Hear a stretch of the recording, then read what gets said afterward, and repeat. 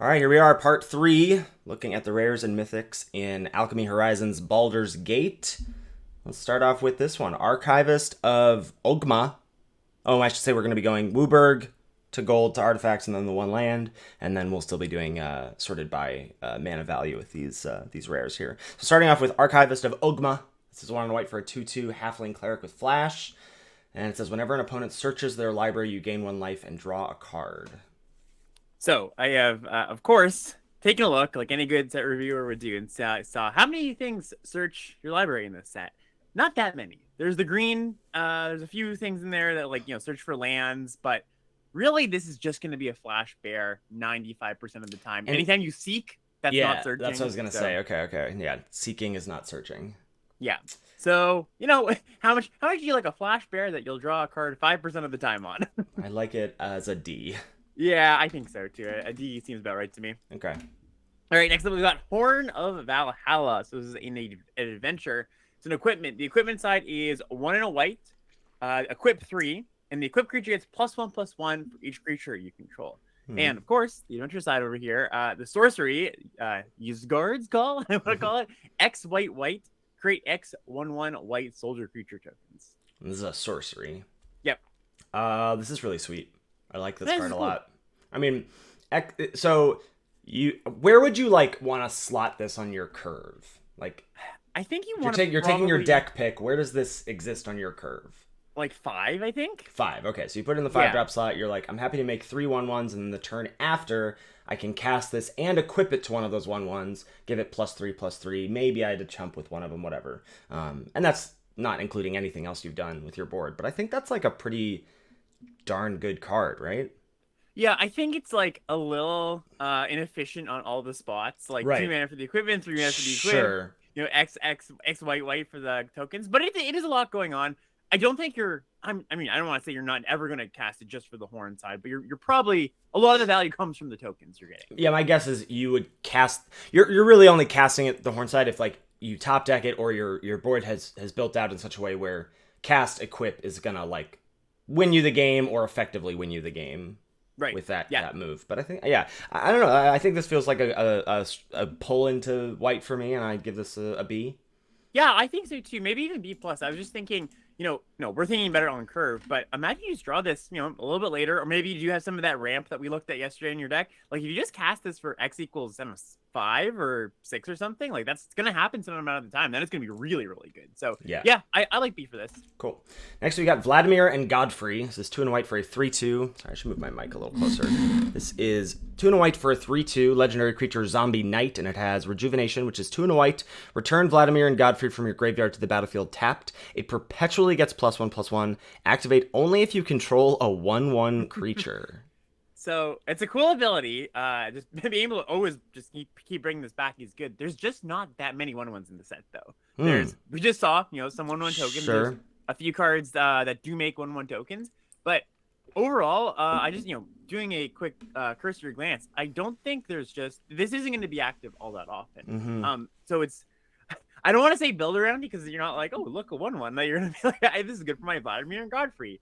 I guess there's decks where it's going to be good, but I don't think this is going to be more than a 3/2 all that often. That's unfortunate. So what do you give it? Yeah, it's a good question. So I would say if you do end up in a spot where you have some tokens and you maybe just have some random 1/1 creatures lying around, you have 6 or 7 of them, you can activate this fairly often. It's really good, right? It's going to be a B+. Mm-hmm. But if you don't, it's a card you don't want to play if you only got 1 or 2. So yeah, really ranges there. Kind of a synergy card maybe. Okay. Yeah, so maybe just a C+. Yeah, an average C+ or something like that. It's very off or on here, black and white. Sure. Yeah. Next up, we've got Ascend from Avernus. X white for a sorcery. Return all creatures and planeswalkers cards with mana value X or less from your grave to the battlefield, and you exile the Ascend. I guess this is kind of good. It's a really big reanimate. It's a big reanimate. Yeah. I mean, so we had what card was it from Neon Dynasty that returned all Brilliant Restoration? Yeah, Brilliant Restoration, which was 3 white. Or was it quad white? I think it was quad white. Quad Yeah. white, yeah. So 3 quad white to get back all artifacts and enchantments from your graveyard to the battlefield, which was good. That was a strong card and worth building around. I don't know, man. Do you think about this like a 7-mana card and just like go hard on? I mean, that's most of your creatures anyway, 4 mana or less. Yeah, I think this definitely falls around or falls into build around territory for me, right? Like you're gonna want some amount of mana acceleration. You're gonna want to play a slower game. I mean, even if you maybe even in your decks that aren't playing that much of a slower game, like if you just have a bunch of 2-drops and you cast this for X equals 5, like sorry, X equals 2 for 5 mana altogether, just bring back a bunch of 2-drops. Maybe that's just good enough. So yeah, I don't know. This is interesting. I would imagine this is more of a slower deck card, but I could see it in a deck that's like, a medium beatdown deck too. Yeah, I think the more I look at this card, the more I like it. I think I'm gonna give this a B. Yeah, I think so too. It's definitely deck dependent, but yeah, it's got a lot of potential. Yeah. Next is Champions of Tier 2 white for a 4/3 Angel Knight with flying and double team. Wow. When Champions of Tier enters the battlefield, you get a boon with when you cast your next creature spell, that creature enters the battlefield with your choice of a +1/+1 counter, a flying counter, or a lifelink counter on it. Yeah, this is fairly absurd. So the play pattern here, of course, is you attack with it, you get an additional 4/3 flyer into your hand, and then the boon that this first one granted you grants the second one a counter, or a +1/+1 counter, or a lifelink counter, and then the next creature you cast gets that as well. So I don't know. This just seems like your classic mythic A+ level bomb. Yeah. I don't think we have to think too long about this. I mean, you could give a slight argument to be like, all right, well, they have a window to kill this, and if they don't, and if they do, it's like, okay, whatever. But if they don't, they're in a lot of trouble. So I'm just gonna give this an A, I think. Yeah, me too. Sweet. All right, next up we've got Laissez Acrobatics. So this is 3 and a white for an instant. Exile all non-token creatures you control, then you roll a d20. You roll 1 to 9, you return those cards to the battlefield under their owner's control at the beginning of the next end step. 10 to 20, you return them and you blink them again. So you get the ETBs twice. Oh, interesting. Okay. Yeah. That seems not great to me. No, we've seen this kind of effect before, kind of like, Ghostway or whatever, Right. A bunch of different things like this. And the dream is you have a bunch of ETB creatures and then you can like blink them, or maybe you have a few and your opponent goes for a removal spell. You save your one creature, you blink something else, but for the most part, it's not really worth it. Like the best case scenario I can think of this is like you have like 2 Priests of Ancient Lores, and then on turn 4 or turn 5, you blink them. Maybe you get double. That's pretty sweet, but I think in general it's not a card you want to put in your deck. Yeah, I think so. I'm gonna give this like a D. Yeah, I think so too. All right, next up we have Stick Together. This is 3 white for a sorcery. Each player chooses a party from among creatures they control, then sacrifices the rest. To choose a party, you choose up to 1 each of Cleric, Rogue, Warrior, and Wizard. Yeah, a little bit Zendikar Rising coming back in this. So weird. Here. I mean, yeah, finally we've got party stuff happening in the D&D sets. Well, it's funny you say that though, because I was going through the creature types, and there's actually not that many of these creatures: clerics, rogues, warriors, wizards. Like, there's a decent number of clerics, and a few rogues in there. Warriors and wizards, not so much. So, I think most of the time, this might wipe your opponent's board, or at least they'll keep one thing. So, I think if you can build around this, where you do have a decent number of these creatures, like maybe a few clerics and rogues in your deck, like a black-white deck. I think this could be pretty good. Like it's a little bit tough because it's this wrath that might let them still keep their best creature, but if you build around it, you can keep some of yours. So I don't know. It's really interesting. So do you like it as like maybe like build around B territory? Yeah, I think that's where I would put it. I don't know. It's always tough because it's just like I can imagine you having this card in your hand being like, well, the things I really want to kill from their side are the clerics or the rogues or whatever it is. So it's a really tough spot. I think I would give it a build around B, maybe build around B minus, just because it's a little bit finicky. But yeah, it's one of those wraths that you can make not one side, or you can make it one sided. So there is some potential there. Right. Yeah. Some we think about like wraths generally not being good and limited, but exceptions are certainly these kinds of effects. Right. Farewell was really strong in Neon Dynasty for that purpose. Is that sometimes it was just a wrath, but sometimes it was Plague Wind, and that was pretty awesome when you got to do that. Yep, exactly. Okay. All right, so B minus? Yeah, I said build around B minus. So, okay, next one we got a little bit of a callback here. So there's remember Sublime Epiphany. This is it today. So this is Ugh. Soon's Invocation. This is 4 Intervention. white. Oh, sorry, intervention. 4 white for an instant. You choose 1 or more. Create 2/2 white knight creature tokens. Seek a non-permanent card with mana value 3 or less. Destroy an artifact. Destroy an enchantment. Target player gains 3 life. Whoa. Yeah, choose 1 or more at instant speed. Yeah, this card is nuts. Yeah, so I mean, most of the time it's going to be flash in 2/2/2s. You draw a 3 mana value or less card. You gain 3, and if you get to blow up an enchantment or artifact, that's great too. But right, even if you don't, you're really happy with that. Yeah, I think this is like A-. Yeah, I think so too. I might even just give it an A. It does enough. Cool. Next up is Sworn to the Legion. This is 4 white for an enchantment. When Sworn to the Legion enters the battlefield, non-token creatures you control perpetually gain double team. Whenever you cast a creature spell, it perpetually gains double team. A bit of a tricky one. Mm-hmm. So it doesn't affect the board immediately, but you do potentially get to draw some cards immediately to send some stuff in. Like one of the things with double team is, just like I was talking yesterday, we were doing our commons and uncommons about boons, is putting keyword abilities or counters or whatever on cards that, when they're developing these cards, they don't on balance get them. So giving them some additional ability can be pretty interesting. Like giving double team to just like one of the better cards in your deck, where they would never put double team on that card, is kind of cool. Now, 6 mana is a lot, but if the game's at all like, if it's not a racing game, if it's all kind of like we're kind of at parity, this thing really, really makes it hard for your opponent to, ever make any headway, because you make some attacks and then your creatures can trade and then you just draw a bunch of creatures. Right. So this seems tough. I think it's important to just really spell out how this plays out, right? For sure. So So you cast this, the creatures you have on the battlefield gain double team. So then let's say you have some profitable attacks, or you decide to attack with some of them. Then you'll get those copies of those creatures into your hand, right? Mm-hmm. And then the copies on the battlefield and the copies in your hand will lose double team. Yep. However, the second line of text means that then when the new ones that you cast will gain double team. So I didn't even clock that. So that you will keep getting additional, so that lose double team thing, sure, it happens to the ones on the battlefield, but then as soon as you cast one, that one that you cast now gains double team. So it will have an attack that will allow you to copy it and get a new copy in your hand. They'll lose double team, but then when you cast it, it'll gain double team again, rinse, repeat. So you will never run out of creatures in theory with this card. Huh.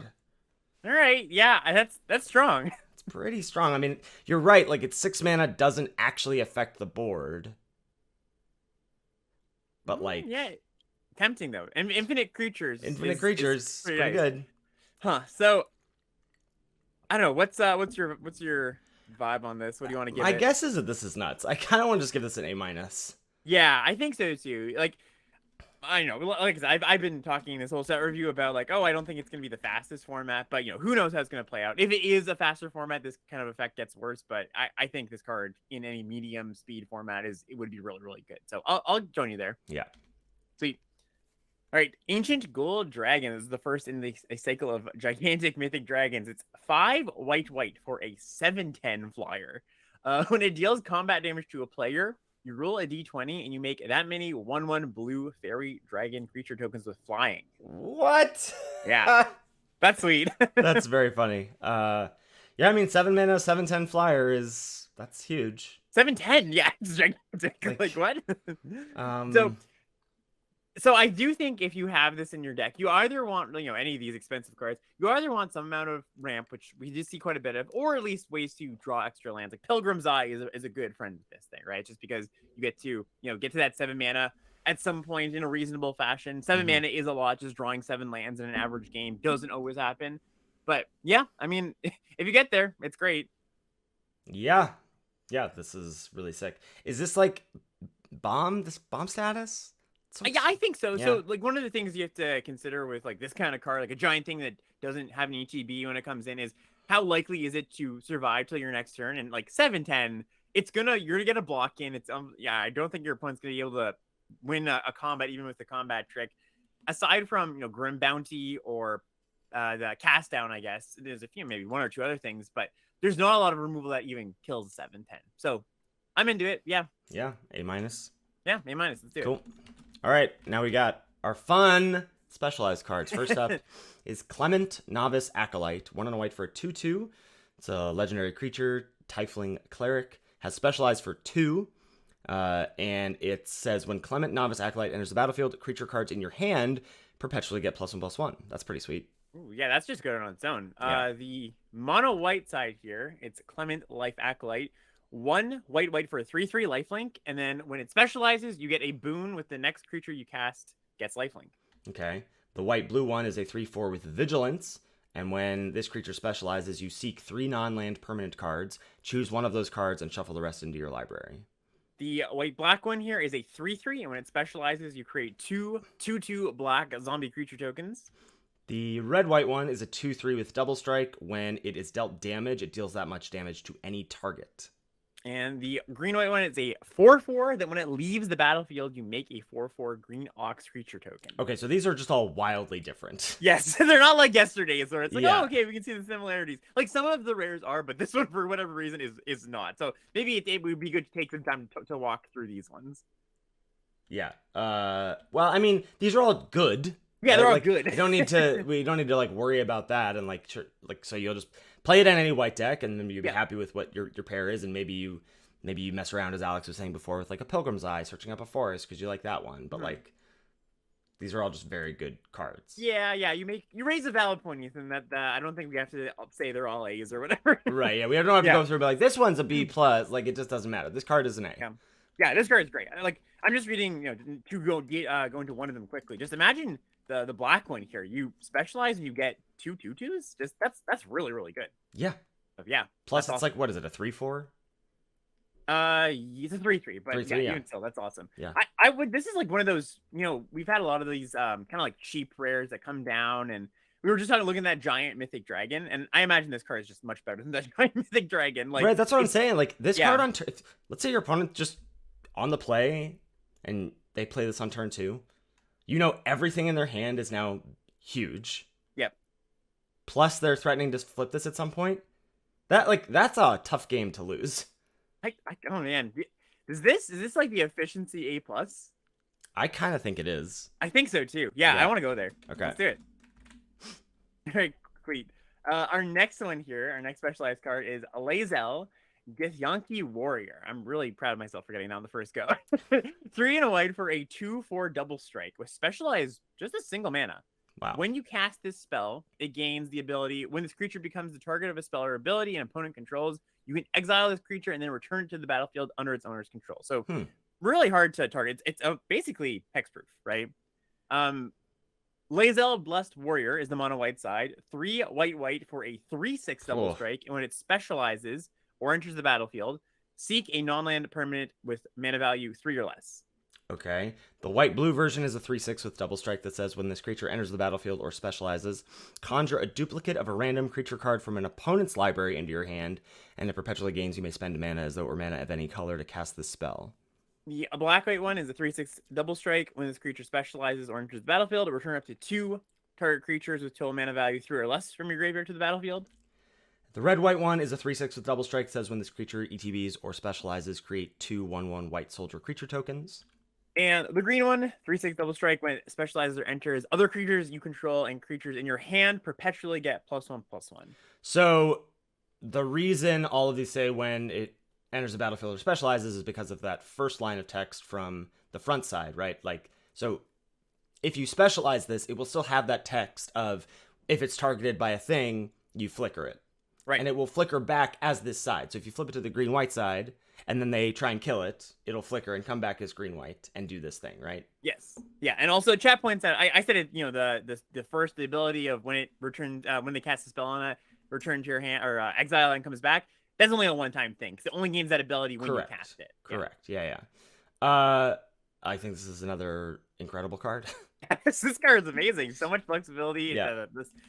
Just 2/4 double strike, hard to target, is just good on the front side, and then it becomes awesome things on the back side too. I think it's another A. Yep, another A indeed. All right, that's going to take us on to blue. Our first blue rare is Snowborn Simulacra. X blue for a sorcery. Conjure a duplicate of each of X target non-token permanents into your hand. Those cards perpetually gain. You may spend mana as though it were mana of any color to cast this spell. If X is 5 or more, you may put one of them from your hand onto the battlefield. So you're spending... So let's just say X equals 2. You copy 2 cards in your hand. So you're drawing 2 cards that are presumably, good cards. The two best permanents on the battlefield, right? Yeah. In your hand. Yeah, but you're into your hand. Sorry, gotcha. You get to have 2 copy. You choose the 2 best permanents on the battlefield, and then you draw those 2 cards. Right. And then if X is very large, you basically get 4 or 5 or more. You get to copy one of them and then draw a lot. This card is really good.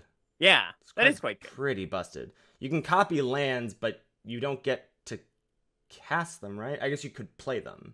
Yeah, you can still play them. Yeah. Okay. Cool. Sweet. Yeah, it's a good place to put a lot of mana. Yeah, I think this is like a B+. Well, so even if let's just say, the worst case, if you're a little bit stuck, maybe it's a bit of a quicker game, you're under a bit of pressure. How happy are you to do this for like 1 or 2? Like copy your best thing, or maybe just you're up a card. Yeah, that's why I don't want to put this in A territory, because its floor is quite low, right? If you're too behind, this is gonna be way worse than just drawing a creature that costs 3 or 4 mana. But in any other scenario, this card is going to be really strong. Yeah. Okay. So, sorry, what did you say? B? Was it B+? I think a B+, yeah. Yeah, let's go with that. I'm on board for that one, too. Okay. All right, next up, we've got Feyen Invokers, or Feyen Evokers. 2 and a blue for a 1/1 double team. When it enters the battlefield, you conjure a card named Lightning Bolt into your hand, and then you discard a card. Whenever you conjure 1 or more cards, put a +1/+1 counter on Feyen Evokers. Okay, so if you're blue-red, sweet. You just drew a Lightning Bolt. Yeah. If you're not, you can just discard it. And this is a that's 3, true. And this is a 3 mana 2/2 with double team. So you want to be blue-red. You want to be blue-red. You want to be able to cast Lightning Bolt. Or you could just have a few red sources in your deck somehow, right? You've got the Prophetic Prism or something that there was a lot of things we talked about yesterday that added 5 colors. Someone in chat is pointing out something that's, I think, obvious if you're not asleep right now like I am, which is that this is a 3/3 when it attacks, right? Yes, because the neck, yes, exactly. When it has double team, it conjures a copy of itself into your hand, so then it would be a 3/3 when it attacks. Oh, so that's just good. That's better. Well, I mean, I guess you would just play this in a mono blue deck then. Yeah. Right. Even if you couldn't. A 3/3 that conjures a 2/2. Yeah. Yeah, that's just pretty good. And then there's not there is a decent number of cards to just conjure cards in the set, right? So this could keep growing. Yeah, I think this is again like a B+. Yeah, if you have access to the red mana, it gets into the 8 range though, right? I mean, it's not hard. Like even if you're not red, to be like, all right, I picked up a Prophetic Prism, or I picked up a Pilgrim's Eye, like. Yeah. And it's, obviously it's not as good as just drawing the Lightning Bolt, but turning the worst card into your hand into a Lightning Bolt is still going to be really, really good. Yeah, I agree. Yeah, so I'd say if you can cast the Lightning Bolt, it's like an A. If you can't, it's like a B-. Yeah, so B+. Sweet. All right, next up. Robe of the Arch Magi is 2 and a blue for an artifact equipment. It has an equip cost of 4. But an equip cost to a shaman, warlock, or wizard of 1. And it says, whenever a equipped creature deals combat damage to a player, you draw that many cards. So, really hefty equip costs for if you're not equipping to a shaman, warlock, or wizard for a decent ability, but not a backbreaking one. And then there's not too many of these types. Shaman and warlocks, I think those are only at rare, and there's a few common wizards. So you're not going to get that very often. This is a no for me, dog. Yeah, I think so. I just 3 mana to do nothing. The equip cost is so steep. You're not guaranteed to connect, and when if all of these things line up well, sure, that's a big payoff. But if all of those things line up well, you're winning the game anyway. If you can afford to do 3 mana, do nothing, 4 mana, do nothing, my creature hits you, you're winning that game. So I think I kind of just want to say F. I think so too. Yeah, F for Robe of Archmagi. All right, Displacer Kitten is our next one. This is one making some waves in older formats constructed. 3 and a blue for a 2/2. It says Avoidance, which is whenever you cast a non-creature spell, exile up to 1 target non-land permanent you control, then return to the battlefield under its owner's control. Wow, so just like every time you cast a non-creature spell, you flicker a permanent? Yeah, it's in older formats you've got like cheap, really cheap things and Yeah. planeswalkers you can flicker. It's not going to be as good as it might its pedigree might imply, but it's got some cool stuff going on. Like it is a bit of a build around. You do want to have good ETB effects, but imagine I keep going back to this, but Priest of Ancient Lore, right? Just flickering that each time you cast a non-creature. That's pretty good. Yeah. But is it good that you're playing a 4-mana 2/2? Yeah, that's the tough part. I would imagine that to justify that, you want to really have a deck where you're like, when I draw the kitten, I know it's going to be good. So like a good mix of non-creatures and ETBs. If you don't have that, it's probably not worth to include it. And I wonder if Blur, just like the common that flicker or something and you draw a card, would just be better. But if you got the right deck for it, yeah, it's pretty good. Yeah, it's also tough. Like you have to have a mix of, so you have to have a bunch of really good ETBs, plus you have to have enough non-creature spells. Yeah, tough needle to thread. I don't know. Yeah. Like, what do you want to do? Build around what? I think like build around B, but it's not going to be a build around that gets there all that often, or you actually have a good kitten deck. But I think in the decks that it's good, it's good. Okay. Next up is Gail's Redirection. 3 blue for an instant. Exile target spell, then roll a d20 and add that spell's mana value. So if you roll a 1 to 14, or if the sum of your roll and the mana value is 1 to 14, you may cast the exiled card for as long as it remains exiled, and you may spend mana as though it were mana of any color to cast that spell. If it's 15 plus, you may cast the exiled card without paying its mana cost for as long as it remains exiled. Huh, okay. So it's powerful. It's expensive, but it's powerful. Yeah, this card is very good, I think. Yeah, I think so too. So it's kind of in the chromatic cube there's spell swindle. Is that what it's called? You make a bunch of treasure when you, or not that is it? What's the one which you make a bunch of treasure for the spell's mana value? Spell swindle, yeah. It's spell swindle. Okay, cool. And it's like if you're paying a premium on your counter spell, but you're getting something in return for sure. And if you ever do hit that 15 plus, which let's say you hit a 5 drop, it's not you're a 50-50 there to get that 15 plus there. So yeah, I like this timing restrictions still matter, right? Yeah, timer. Yeah, I believe so. Yeah, so you can't cast it. Like if it's a creature, you can't cast it until your next turn. But yeah, I just think this is very good. This is like a B, solid B, maybe even better. But I mean, like the fact that when you're behind, it doesn't do very much, but like it's going to be pretty backbreaking when your opponent plays a 5 drop and you counter it and then you cast it next turn. That's nuts. Yeah, I'm gonna do it. Cool. All right. Next up, we've got Illithid Harvester, 4 and a blue for a 4/4, another adventure creature here. So the Harvester itself, actually, probably better to read the adventure side here. So the adventure side is a sorcery, plant tadpoles, X blue, says tap X target creatures. They don't untap during their controller's next untap step. And the creature side, 4 and a blue for a 4/4, when Illithid Harvester enters the battlefield, turn any number of target tapped non-token creatures face down, and they're 2/2 horror creatures. Whoa. I like this card. Yeah, that's cool. It's kind of funny. Like this reads as a digital card, but this is a printed in paper card, and this is exactly how it is in paper too. Well, and the thing is that it's a cool card overall, but like the adventure side is just gonna win you the game so much of the time. What was that, like Icy Blast from Icy Blast? Yeah, Conduit here. Icy Blast, Sleep, like those cards are interesting because when they're good, they're good. They win you the game. Over the course of 2 turns, you can get in 2 attacks. But when they're bad, they're really bad. This card has the upside of, well, it's just a 4/4 if you really need to, if you're really behind. And then when you're ahead, you cast the sorcery and win. And when you're kind of like at parity, you cast the sorcery, get into some hits, and then you effectively turn their 3/3 fire or whatever into 2/2s. Sweet, yeah. I think this is like an A-. Yeah, I think so too. It's a lot going on, really modal, and like you said, it can just win the game a lot of the time. Yeah. Next is Kindred Discovery. 3 blue for an enchantment. As it enters the battlefield, choose a creature type. And it says whenever a creature you control of the chosen type enters the battlefield or attacks, draw a card. This is a reprint from, was it Ixalan, I think?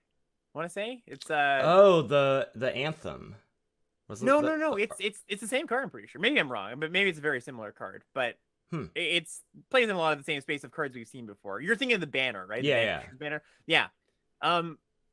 So it's gonna be pretty hard to make this work in this set, I would imagine. I'm not a fan of this. Yeah. Yeah. There's just not a density of a creature type that you're gonna have in your deck in this format, right? No. Yeah. Maybe if we were in Kaldheim and we had some changelings. Yeah. But not this one. I think this is another F. All right. Yep. I'm in for it. Okay. Next. Right. Yeah, we've got Kalim Jin Emperor. This is 3 blue, blue, blue. So it's got a lot of text. Wait, hold on. It doesn't even show up. I just noticed that the card image I had has like a scroll bar. Yeah. So I don't even have all the text on the screen. Do you know what this does? Yeah, we're good. Okay, Don't worry. okay. That's so very it's funny. It's a 5/6 flying ward 2 creature for 6 mana. 3 blue, blue, blue. So it's a Jin. What was that? The Mahamodi Jin, basically with ward 2. It's got the ability Kalim's Breath, which is 1 in a blue. You can discard Kalim, tap up to 1 target non-land permanent. You draw a card. Then you may exile 2 other cards named Kalim Jin Emperor from your graveyard. When you do, return Kalim from your graveyard to the battlefield tapped. When you discard Kalim, conjure a card named Kalim Jin Emperor onto your library, 7th from the top. Okay, so this is a 6 mana 5/6 flying ward 2. Triple blue is a little steep, but this is a good card. And then it has this other thing where you can pay 1 in a blue, discard it, tap up to 1 target non-land permanent, draw a card. So gives you a little ice from Fire Ice, right? Yeah, exactly. So when you do that, you conjure a copy of it, 7th from the top. So you, in theory, in 7 turns, you can do this again. And then when you do it the 3rd time, you get 1 of the copies to return from your graveyard to the battlefield. You know what it reminds me of a little bit? It reminds me of Yodaro from Yes, the cycling 7/10 or whatever it was. Yeah, you cycle it 3 times and you just get it on the battlefield. Yeah. So, yeah, it's a very wordy card, but like you said, it's pretty straightforward. You can either cast this just as a 6 mana 5/6 flying ward 2, or you cycle this, tap something down in a few turns. You'll do the same. Well, in a lot of turns, I suppose you'll do the same. And then if you ever do it, the game goes long, you don't actually get to the point where you cast this for the mana. You can just return from your battlefield. Yeah, this is a very good card. So if you just think about it like a split card of, it's a 6 mana 5/6 flying ward 2, or it's this cantrip, tap a thing, and then whatever. Like, if this is in your opening hand and you only have 2 lands, this is great because you just get to cycle it, dig towards more lands, and then you're gonna get to draw this again. Maybe when you actually have 6 lands and you can cast it. Yep. Yeah, this is. I would imagine this is a great card. Yeah, this is a great card. I would imagine that the actually returning it, like going 14 cards deep, isn't going to happen all that often. But right. Yeah. Also worth noting, this is one card where it actually matters that Seek doesn't shuffle your library, because it would like shuffle. Oh yeah. Yeah. What do you want to give it? I think this is an A-. Yeah, I'm there too. Yeah. I think this card's great. Next, we've got signature spells. 4 blue blue for an enchantment. When it enters the battlefield, seek 2 instant and/or sorcery cards with mana value 3. Then exile them. At the beginning of your upkeep, you may copy a card exiled with signature spells. You may cast the copy without paying its mana cost. Don't think of that into this. So you have to have those cards in your deck. Right. Yeah. It's not like conjure. You have to have 2 instant and/or sorcery cards with mana value 3, not 3 or less. Exactly 3. So let's say you grab 2 removal spells with this. You're paying 6, and you don't get to choose. It just puts them in, right? You have 2 removal spells summoned in your deck, and those are the 2 cards that this card, signature spells, chooses to exile. You're paying 6 mana, and then next turn you can cast one of them for free, and then next turn you get to do the second one. No, you just get to. At the beginning of your upkeep, you may copy a card. Yeah, so you can. It's not just 2. You get to do this. Oh, right, you keep doing it. Yeah. You choose one of the 2, and you get to cast a copy of that, but. You can continue, like, let's say you exile Murder. You effectively get to cast Murder every turn for the rest of the game. Right. That's fair. Okay, well, yeah, that's definitely better than I first read it. I still don't love this card. Like, so it's 6 mana, literal do nothing. You have to have those cards in your deck in terms of you have to draft towards this card in that way. And then they have to be remaining in your deck, right? If you've already drawn those 3 mana value spells, then there's nothing for this card to seek, right? Yeah. This card is not good. Yeah, I don't think so. I mean, even when you get to the point where you're like, all right, I got, let's say a removal spell, best case scenario under, and you get to cast that each turn, like, that's going to be pretty hard for your opponent to win, but it's also not impossible for them to win from a head position at that point, so you're taking turn 6 to do nothing. Yeah, I don't know if this is straight up an F, because it is a powerful card, right? but I think it's like I this. think it's a straight up F. Yeah, okay. If you want to give it that, I think it's fine. It's not a great card. It has some potential where it's going to be good in some games. I'm just like thinking, so like maybe there's a situation where like you get deep into black and you have like 3 of those, like the -2/-2, and then perpetual -1/-1 spells. Right. Because sometimes and then you see this like, in Pact 2 and you go, oh, maybe I'll do blue black with that, but like, yeah. Even then, I'm not crazy about it. Yeah, we're we've been talking about this as you exile a removal spell, but you don't hit a removal, so you get like a draw spell. Right. Like, yeah. All right, I'm off it then too. I agree with you. Okay. All right. Next up, we've got Ancient Silver Dragon. This is the blue dragon mythic. 6 blue for an 8/8 flyer. When it deals combat damage to a player, you roll a d20 and you draw cards equal to the result, and then you have no maximum hand size for the rest of the game.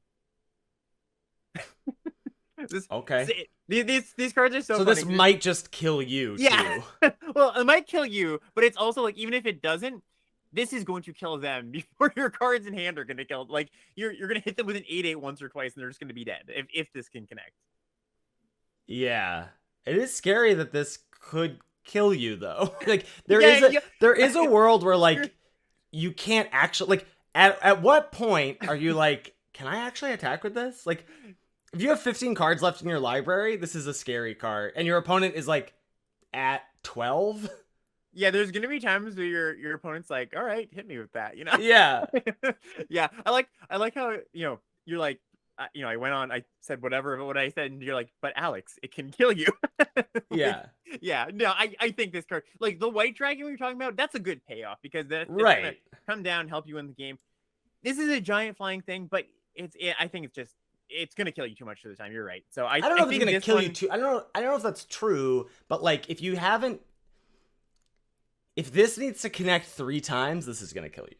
Yeah, I don't think this one is anywhere close to as good as the white one. No, I don't think so either. All right, what do you want to give this? Like a C?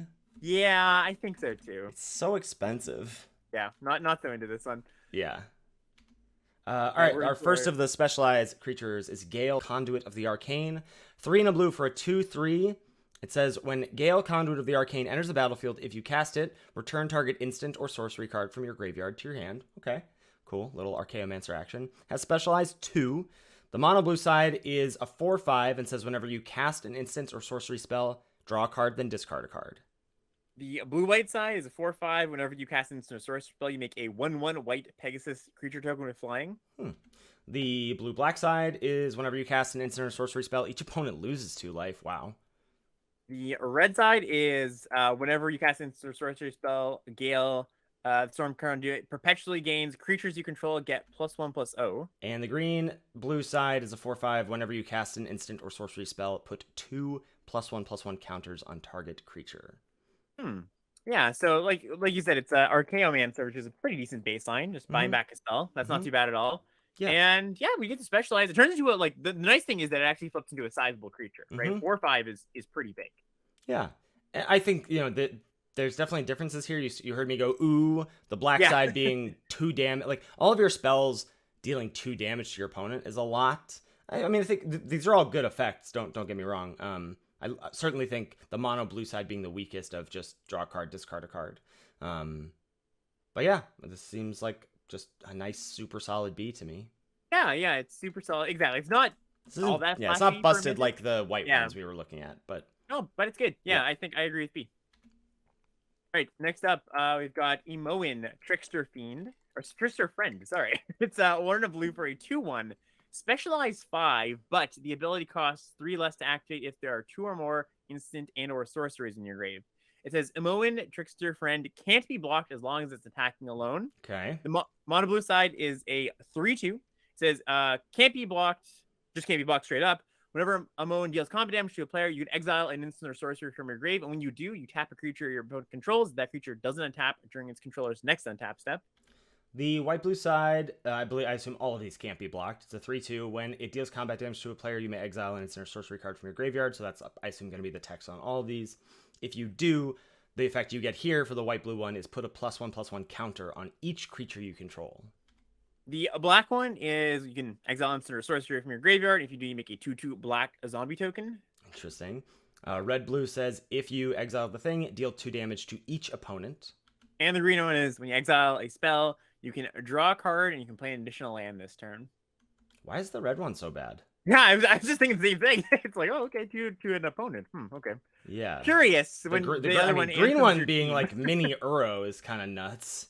Yeah, mini Euro, anthem your team, make a 2/2. Deal 2 damage.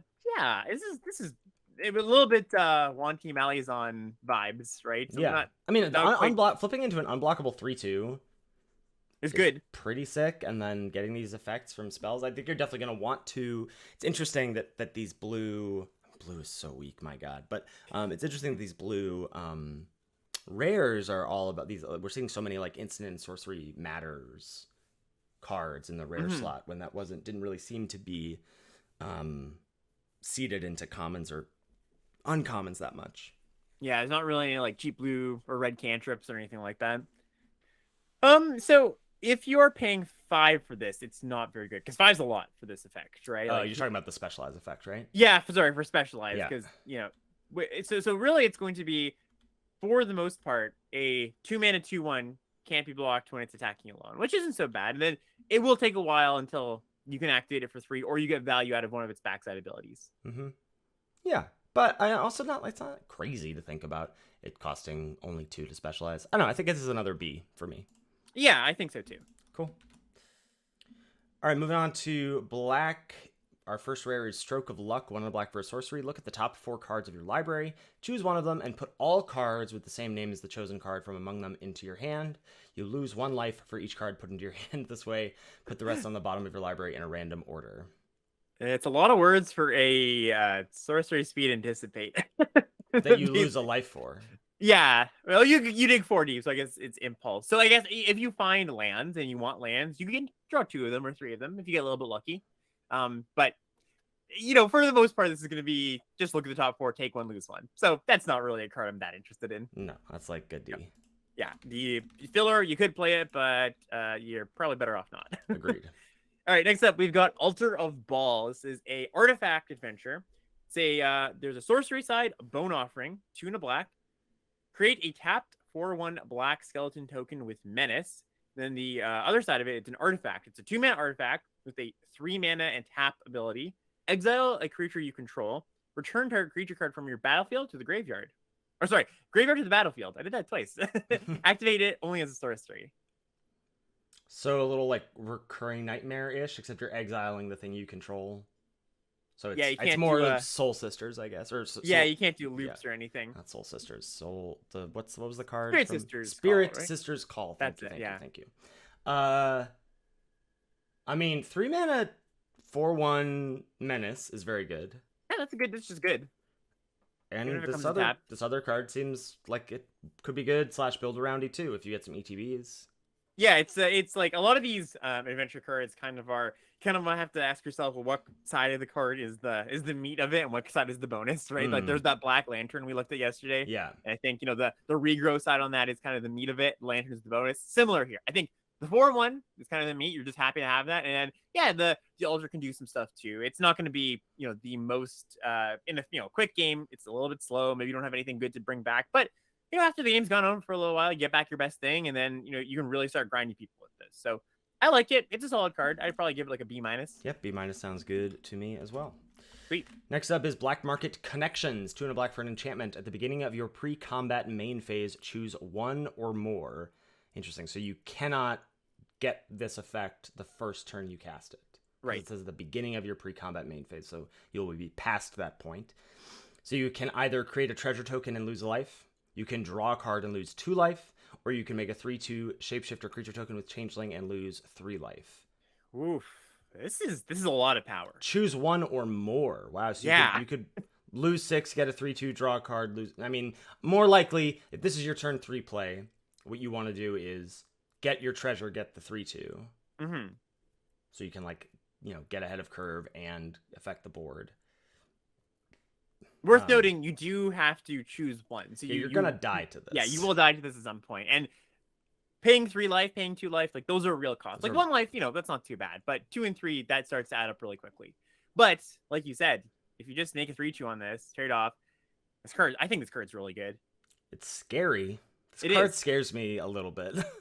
Yeah, for sure. So it's one of those cards where if your opponent's not pressuring you that much, it's ridiculous, right? It's just you get to spend life where your life total, it's a matchup where your life total doesn't matter as much. It's really about, card advantage war or resource war. Being able to spend life for these effects is going to put you so far ahead. If your opponent is beating you down, yeah, it's like slightly more of a liability, but it's not even that bad because like you can just make it 3-2. You were going to take some damage anyways. At least you take some damage. You're able to trade with their creature by making it 3-2. Maybe the treasure token helps you stabilize because you can cast something more expensive ahead of schedule that you was stuck in your hand, or you get to double spell. So I think even when you're behind or in your matchup where you're getting beaten down, this still does a lot of good things. And then when you aren't in that situation, it's absurd. Yeah, you want to, I think, pair this likely with white or green so that you get some life gain in your deck. Getting your lifelink creatures or just incidental life gain like your Hill Giant Herd Gorger. This reminds me a bit of, it was a Treacherous Blessing, Trader's Blessing from Theros, the 3-mana enchantment. You draw 3, but every spell you cast deals you a damage. Yep. That card was really good. Yeah. I think this feels similar to me. Oh, that's funny. I didn't even realize the creature is a changeling. All right. This is very strange. Yeah. It's all creature types. Yeah. That's weird. Okay. All right. So what is this? Like an A-, B+? I think A-. Yeah. I think there's just gonna be enough games where your opponent plays this in 3 and you're like, oh, that's a really tough card for me to deal with here. Yeah, I think so. I think that is true. All right. Next up, we've got Wand of Orcus. 3 mana for a artifact equipment legendary. You gotta let the people at home know the mana cost, sir. Yeah, it's a 2 and a black. I like to go 3 mana, 2 and a black. Okay. Yeah. We've got a legendary artifact equipment. Whenever equipped creature attacks or blocks, it and zombie creatures you control gain death touch until end of turn. Whenever equipped creature deals combat damage to a player, create that many 2/2 black zombie creature tokens, equip cost of 3.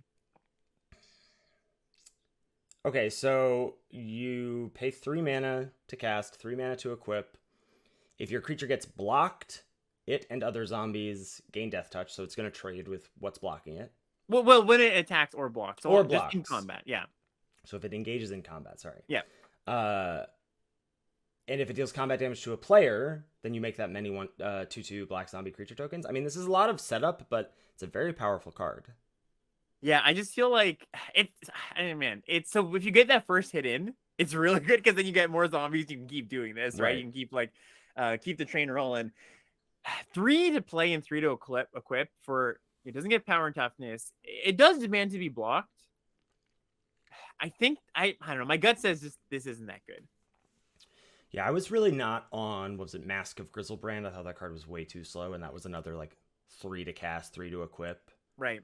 When it did finally equip, right? If you didn't have your Griptide variant to Revenge of the Drowned to interact with their thing when they equipped it, if it got a hit in, it was a problem. Which I imagine is sort of similar to this card, except not because I don't know, no, the more I think about this card, the more I'm off of it, because it doesn't grant evasion at all.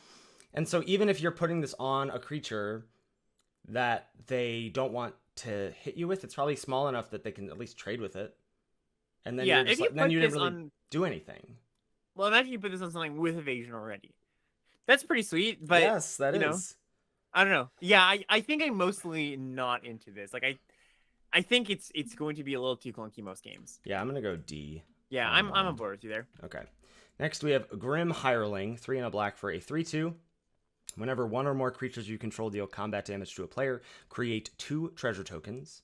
And you can pay black, sacrifice X treasures. Target creature gets -X/-X until end of turn. Activate only as a sorcery.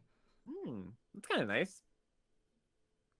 Yeah, and you could get the treasures the turn this comes into play, because it just cares about any creature hitting them. Yeah, it's a little bit professional facebreaker-ish in that way. Yeah. Right?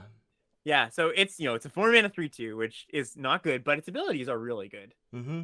Yeah, I think this card's so you make 2 treasures, 2 instead of 1 is a big deal. Mm-hmm. Being able to even just double spell the turn this comes down, right? Right, being cast a 2-drop after. Right, cast a 2-drop, and then next turn you'll be able to kill a creature, and if your creatures can keep getting it, this is one of those situations where you're pretty okay sending Like, say you don't have the most profitable attack, you've got 2 creatures, maybe one of them can get in, something else can't get in that well. You're fine getting in or attacking with both, so that one of them gets in, and then you make the treasures, and then you can kill whatever your opponent blocked with that turn. So I got bad news for you, Alex. I'll tell you what. Thieves' Tools is looking pretty good. these tools with this card is pretty good. I agree. Good. Yeah. I think this is like a B. Yeah, I would say so. I would even bump it up to B+, I think. I think there's gonna be enough games that this card's just like really, really obnoxious. Cool. Yep. Next up, we've got Intellect Devourer. So you remember Devour Intellect, Ethan? The bad discard spell? Yes, I do. Thank you. Yeah, it's the same thing. It's the brain. So it's 3 and a black for a 2/4, that rare. Devour Intellect. There we go. When Intellect Devourer enters the battlefield, each opponent exiles a card from their hand until Intellect Devourer leaves the battlefield. And second ability here, Body Thief, is you can play lands and cast spells from among cards exiled with the Devourer. If you cast a spell this way, you can spend mana as if it were mana of any color. So, in a 1v1 game, this is likely... I mean, it's tough. Like, I was going to say likely grabbing a land, but not necessarily, but likely grabbing a land. There are going to be times where your opponent has 2-3 spells, and you just get the worst of those spells. Yeah. But even 4 mana 2/4, take a land out of your opponent's hand and get to play it. Like, that's good. Still good. Yeah, it's like a hostage taker for their hand, kind of, right? Right. Yeah, this is sweet. I think this is, you're right. A lot of the time they're just going to give you a land, but even if you just get a land, it's good. And it's, there is a blink effect or a blink theme in this deck. If you can flicker this, that's really great too. Yeah, I think another solid B for me. Yeah, me too. Cool. All right, next up we've got Pact Whiff, and this is a mythic equipment. 3 and a black, 4 mana. As long as Pact Weapon is attached to a creature, you don't lose the game for having 0 or less life. Whenever the equipped creature attacks, draw a card and reveal it. The creature gets +X/+X until end of turn, and you lose X life, where X is that card's mana value. And the equip cost, you discard a card. Interesting. 4 mana equipment, so you could equip it immediately, though. As long as attached to a creature, you don't lose the game for having 0 or less life. Whenever a equipped creature attacks, draw a card and reveal it. Creature gets +X/+X, and you lose X. So, little Dark Confidant thing happening there, but getting the buff. I don't know. I got kind of off this again. It's an interesting one. I think that the 4 mana up front is kind of a rough ask, but equip 0 for 0 mana is nice. When it attacks, you draw a card. Yeah, it's got this odd combination of you have to turn your creature sideways and then you lose life. So right, yeah, you're removing a blocker, then you're losing life. You don't know if you're getting a buff. So if your creature doesn't have evasion, maybe it doesn't have good attacks. Remember that equipment from Innistrad, original Innistrad, that was like had a wall of text. Trepidation Blade? Yes. Oh, man, you're so good at that. That like you equipped it, it didn't get like it's like 3 to cast and then 2 to equip, 3 to equip. It didn't do anything. Then you attacked and you like milled until you hit a land and like the number of cards you milled was what it got +X/+O for. It's just like, so it could be 1, it could be 12, like who knows? The equipped creature, like you not losing the game for having 0 or less life, is kind of fake too, because you're attacking with that creature, so they can just block with it a lot of it, or block it a lot of the time and kill it. Right. So that's like, it's a appealing line of text, but it doesn't really work out the way you want it to a lot of the time. I think this is generally just too much work for what it's giving you. Yeah, I'm not into this. I'm gonna go F on Pact Weapon. Yeah, I think so too. I would probably go D. I think it's not quite like F range, but yeah, I don't think it's great. Next we've got the Hourglass Coven. This is 4 black for a 3/3. It says other warlocks you control get +1/+1. So 6 mana 3/3. Other things get +1/+1. And when it enters the battlefield, you draft a card from the Hourglass Coven's spellbook twice. Then put those cards onto the battlefield. Yeah, and we're not going to go over the spellbook here, right? I got it in front of me. Isn't it like 15 cards? I'm gonna rattle it off. All right, I think it's important. Okay. They're all okay. So the good thing is they're all 3 mana 2/2s. And here's their abilities. Okay. The beginning of your upkeep, each opponent loses 3 life unless that opponent sacks an on-land permanent or discards a card. The beginning of your upkeep, each opponent discards a card. The beginning of your upkeep, you make a 1/1. The beginning of your upkeep, something your opponent controls gets -2, -1. Warlocks you control have ward, pay 2 life. Warlocks you control have menace. At the beginning of your upkeep, you scry. At the beginning of your upkeep, each opponent mills 5 cards and then exile their grave. And the last one, the beginning of your upkeep, each opponent loses 2 life and you gain 2 life. So it's a lot of things. A lot of things you could choose from here. So and that's it's a 6 mana 3/3 that's you're gonna draft two 2/2s with abilities. Yep. They go onto the battlefield, and they're 3/3s also. Yeah, so it's 6 mana for 9/9 worth of stats, and there's a bunch of abilities. Great, you can so get this is an A. Yes, this is an A. It's stable. It's like Imperial Oath, right? Which is also an A, Yeah. basically. Yeah, no, this card's insane. This is just one of the best cards in the set. Cool. Yep. Ancient Brass Dragon, 5 black for a mythic, 7/6 flyer. When it deals combat damage, you roll a d20, and when you do, you put any number of target creatures with total mana value X or less from graveyards onto the battlefield under your control, where X is that result. Yes, it's strong. It's not. I mean, I don't know how they come up with power toughness for these things. Like, how do they decide this is a 7/6? Yeah, it was a 7/6. The other one was a 7/10. Yeah. This is in between the blue one and the white one so far, right? Better than blue, worse than white. I would say so. I mean, sometimes it's going to be better than the white one. Like, sometimes you get something great back, but I think on average, it's not going to be better than making a bunch of 1/1s. You know what? I think it's almost never going to be better than making a bunch of 1/1s. Right. Yeah, that's my feeling too. You know, it's this one, you know, I was saying all the nice things with the white one where it's like, okay, well, it's going to be able to block and not die in combat and not a lot of stuff dies to it. There's going to be more stuff that kills a 7/6. Not a ton, but just more combat situations where you can't just freely block and you'll be able to untap with this. Right. Yeah. Yeah, I'd say still probably like B+. Yeah, I'd say still B+. Again, with all these cards, you want ways to draw cards or have initial lands or ramps so you can cast this in a timely manner, because even when you cast this, it's not just like, here it is, now I'm total board control. But if you're set up to do so, it's pretty good. Sweet. All right, next up we got Blood Money. This is 5 black for a sorcery. Destroy all creatures. For each non-token creature destroyed this way, you create a tapped treasure token. So it's a 7-mana Wrath with a slight amount of upside. Right, so you can, like, in theory, like, the bad thing about a Wrath is your opponent gets to affect the board first after it, but in theory with this one, you could cast something. Well, you can't, though, because they're tapped. Oh, they're tapped. Treasure tokens, Oh, yeah. never mind. I don't like this card. 7 mana sweeper? No, thank you. Yeah, I think just an F on this one. I mean, yeah, and that's not a straight up F for me. I think a D, but sure. Because like, I mean, there are some decks that are gonna want a Wrath, but like, sure. Yikes. Yeah. All right, we've got our specialized cards here. So we've got Shadowheart, Sharon Cleric. This is 1 and a black for a 2/2 Death Touch. Specialized, just 2 mana, but you can only activate it if a player has 13 or less life. At the beginning of your end step, Shadowheart deals 1 damage to each player. Okay. The mono black backside is a 4/4 Death Touch lifelink with the ability at the beginning of each end step, deal 1 to each player. Yeah, so it's going to do that on all of these. It's a 4/4 Death Touch on all of these, I think. It says whenever you lose life during your turn, make a 2/2 white knight creature token. This is the white-black one. The blue one is whenever you lose life during your turn, you draw a card. Red one says whenever you lose life during your turn, it deals that much damage to each opponent. And the green one is whenever you lose life during your turn, you put a +1/+1 counter on Shadowheart. Oh, and this one can't be blocked by creatures with power 2 or less. Ah, yes, thank you. Interesting. hard to see that deck. Yeah, that's very funny. Yeah, this one seems great. It's not like as busted as the white one still, but like solid B+, I would say. Yeah, I think this one's quite good. It's just you're fine. You're happy with the 2/2 Death Touch, even if it never specializes.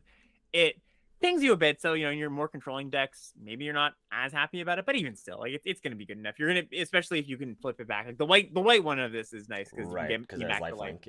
Yeah. But overall, yeah, I think it's just a solid card. Probably just a B. Yeah, for sure. Oh, and is it no? Because it does deal damage to each player. So the white one, you will be like life neutral. Oh, sorry, right? It's not it's the mono black one has lifelink. Oh, the mono black one has lifelink? Yep. What's the white one do? I'm going back. Doesn't have lifelink. White one is but Death yes, Touch. the lifelink one is sick yeah. because so then it's dealing. It doesn't deal damage to you basically. Yeah, that's kind of funny. Yeah, it just pings them. Yeah, that's good. Well, you're actually gaining 2 life, right? It deals 1 damage to each player, so right. you gain a life, they lose a life. Huh. That's pretty cool. Okay, cool. Yeah, I think this is like B+. Yeah, I think so too. Cool. All right, that is gonna take us on to. It's weird that black, as far as I could tell, I checked again this morning. Black only has 1 rare specialized creature. Every other color has 2. So that's going to bring us on to red. Red's first rare is Teethling Outcasts, single red for a 1/1 with double team. It says other demons, devils, imps, and tieflings you control get +1/+0. Okay, so the idea is you get an attack with this, you get another one, and then they both become 2/1s, right? Mm-hmm. Yeah, and there's a non-zero number of these creature types. Like I actually think there's more the tieflings and imps and devils in red and black than there were like party members, to be honest. Right. So this bonus is not just flavor text, or it's not just it only affects this. Yeah, it's kind of a weird card because if you have this on one, it's really good because you then get a 2/1 and then another 2/1. But anytime later than that, you're just hoping to get that buff effect on other creatures. Yeah. This seems more of a constructed card to me. Yeah, I think so too. When you can have four copies of it in your deck, and yeah. I think this is like a D-. Yeah, I think so too. I think in a very aggressive red deck, you're like, fine to play this card. It's like a CC plus there, but most decks it's going to be like, not a card you really want. Is it a CC plus in an aggressive red deck? Yeah, I think so, because so much of the time you're like worried about your opening hand. You don't really care if you draw this on 5 because like most of your cards are crappy anyways on 5. Okay. So yeah. All right. Yeah, and look, the upside is if you do get those 2/1s for 1 mana, that's pretty good. Mm-hmm. Next up, we got Fiend Lash. This is 1 and a red for a equipment. The equipped creature gets +2/+0 and has reach. Odd. I wasn't expecting to see that. Whenever the equipped creature is dealt damage, it deals damage equal to its power to target player or planeswalker. Equipped 2 and a red. Why? Why are there all these bad equipments? Well, I think this one's not so bad. This one buffs power and makes it so that it's a really hard to block creature, and if you are on defense, really, really good blocker. Yeah, 3 to equip is hefty. Yeah, hefty, that sir. is hefty. Yeah, I agree with that. Yeah. I like this more than the other equipment we've seen. Sure. I mean, the ones we've given Fs to, I guess this isn't an F, but it's still not a card I'm crazy about. Yeah, I think that this one strikes me as just being better. It is really like that line of text that when it's dealt damage, it deals damage to a player is pretty nice. It just means that it's pseudo unblockable, kind of afflicty. Yeah, I don't know. This maybe you're right. Maybe this is less good than I had an initial read. If it's like top end, if you think about this, if you put this in the 5-drop slot and think about, okay, I played some creatures and then I, in the same turn, cast and equip this. I mean, you're right. It does like enable an attack, or they trade and then they take a bunch of damage anyway. Mm-hmm. I guess again, you just have to be in a very aggressive deck to want this. Yeah, I think this is so.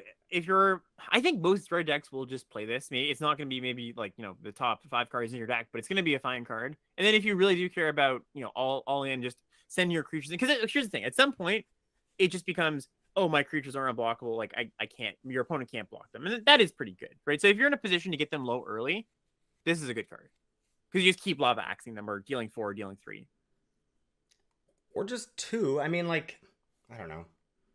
Well, and like it's not going to be. I guess. Well, no, you're not going to equip a 0-power creature, right? No, it's when it's dealt damage. Oh, sure. So when it gets dealt damage. So like you put this on a 2/2 and they trade with their it doesn't increase the thing's toughness, so they can right. Gotcha. Yeah. I don't know. I'm gonna go like C- on this. I'm not crazy about this card. Yeah, I'm not crazy on it either. I'm gonna be a little bit higher C+, but I agree. It's not amazing. Okay. Uthgart Fury is 1 red for an enchantment. When it enters the battlefield, it deals 4 damage to any target. Damage isn't removed from creatures your opponents control during cleanup steps. Whoa, Hearthstone. Yeah, so I love just the line of text cleanup step on the cards, and most I feel like a lot of Magic players are like, "What the heck is that?" That just means the very end of your turn. Yeah. This card is insane. I think this card is very, very good. Yeah. Yeah. So how much? I don't know how much Shadow Moor Limited you played, Ethan, but this is very reminiscent, or even none. New Phyrexia Poison, right? You played Poison. Yeah. In fact, and that is all your creatures dealing -1/-1 counters, pretty much is not quite that because they still have enough attack. It's really, really powerful. And then to this just being a 4-mana removal, a 3-mana 4 damage removal spell on top of that is really good. So you're killing something, and then for the rest of the game, combat just becomes really, really hard because let's just say you have a 1/3, right? That thing starts to peck away. It's just like there are 3/3s pecking. It's like, well, they chump with their 1/3. Now I have a 3/2, and it just, yeah, I don't know. It just makes it so that as the game goes on, combat becomes really, really tough. Yeah, this feels like an A- to me. Yeah, I think so too. I could even see just this being A. I think it just affects the game in such a wild way. Yeah. All right, next up we've got Storm King's Thunder. This is a mythic instant, X red, red, red. When you cast your next instant or sorcery spell this turn, copy that spell X times. You may choose new targets for the copies. That's cool. Yeah, but that's not remotely playable and limited. Yeah, because you have to have a lot of mana, right? Right, like, you're just thinking about copying whatever the Dragonfire? Yeah, Scorching Dragonfire or whatever it's called. Once, that's 4 additional mana. Twice, that's 5 additional mana. Like, yes, but Ethan, if you draft the card that gives you a lightning bolt, you get to you yes, get to go off with it. Yes, of course. Yeah, this is an F. Yeah, I think so too. Okay. Next is Flames of Moradin. 2 red, red for a sorcery. Destroy up to 3 target artifacts. Yikes. Conjure a duplicate of each non-token artifact destroyed this way into your hand. The duplicates perpetually gain. You may pay red rather than pay the spell's mana cost. And at the beginning of your end step, sacrifice this artifact. Nope. Nope, we just skip it. No, whatever. That's it's an F. not for us. It's not a card for us, Ethan. Nope. Next up, it's Cardum, Patron of Flames. I'm having trouble with the names today. Jeez. 2 red, red for a 4/3 haste at rare. When it attacks, you put a flame counter on it. Then you seek a card with mana value equal to the number of flame counters on it. Exile that card face down. When Cardum dies, put all cards you own exiled with it into your hand, and at the beginning of your end step, you discard your hand. Or sorry, discard those cards. Mm-hmm. This card's great. 4 mana, 4/3 haste is just great, period. Yeah, that's good. And then the fact that you then, when it dies, obviously, if the turn you cast it, if you're tapping out for it and then it dies, you're not going to get any value. But on any subsequent turns, this is just very, very strong. Yeah, if this gets in the first hit, you're really happy about it. Because then you next turn get the second hit, you draw at the beginning of the end step of your next turn. So you do get, even if it dies the turn you cast it, cool. You'll still get to cast it. I glossed over that. Yes. Yeah. Cool. Okay. Yeah, this card's great. This feels like an A- to me. Yeah, I think so too. I mean, you have to make sure. You don't have to make sure you have a 1-drop, but it is, if you have this deck, lean a little bit more towards playing a 1-drop if you're on the fence about it. It's nice to be able to get that. Why is a 1-drop important? Put a flame counter on it, then seek a card with mana value equal to the number of flame counters. Yeah. Gotcha. Yeah. All right. Sweet. Next up, Chaos Balor. 3 red, red for a 4/5 flyer mythic. Whenever Chaos Balor attacks or dies, you choose 2, and each mode must target a different player. So the modes are: target player discards all the cards in their hand, then seeks that many non-land cards. Chaos Balor deals 2 damage to target player, and they create 2 treasure tokens. Chaos Balor deals 2 damage to each creature target player controls, and those creatures perpetually get +2/+0. Wow. Oh. This is reminding me of like Shadrix a little bit. Yeah.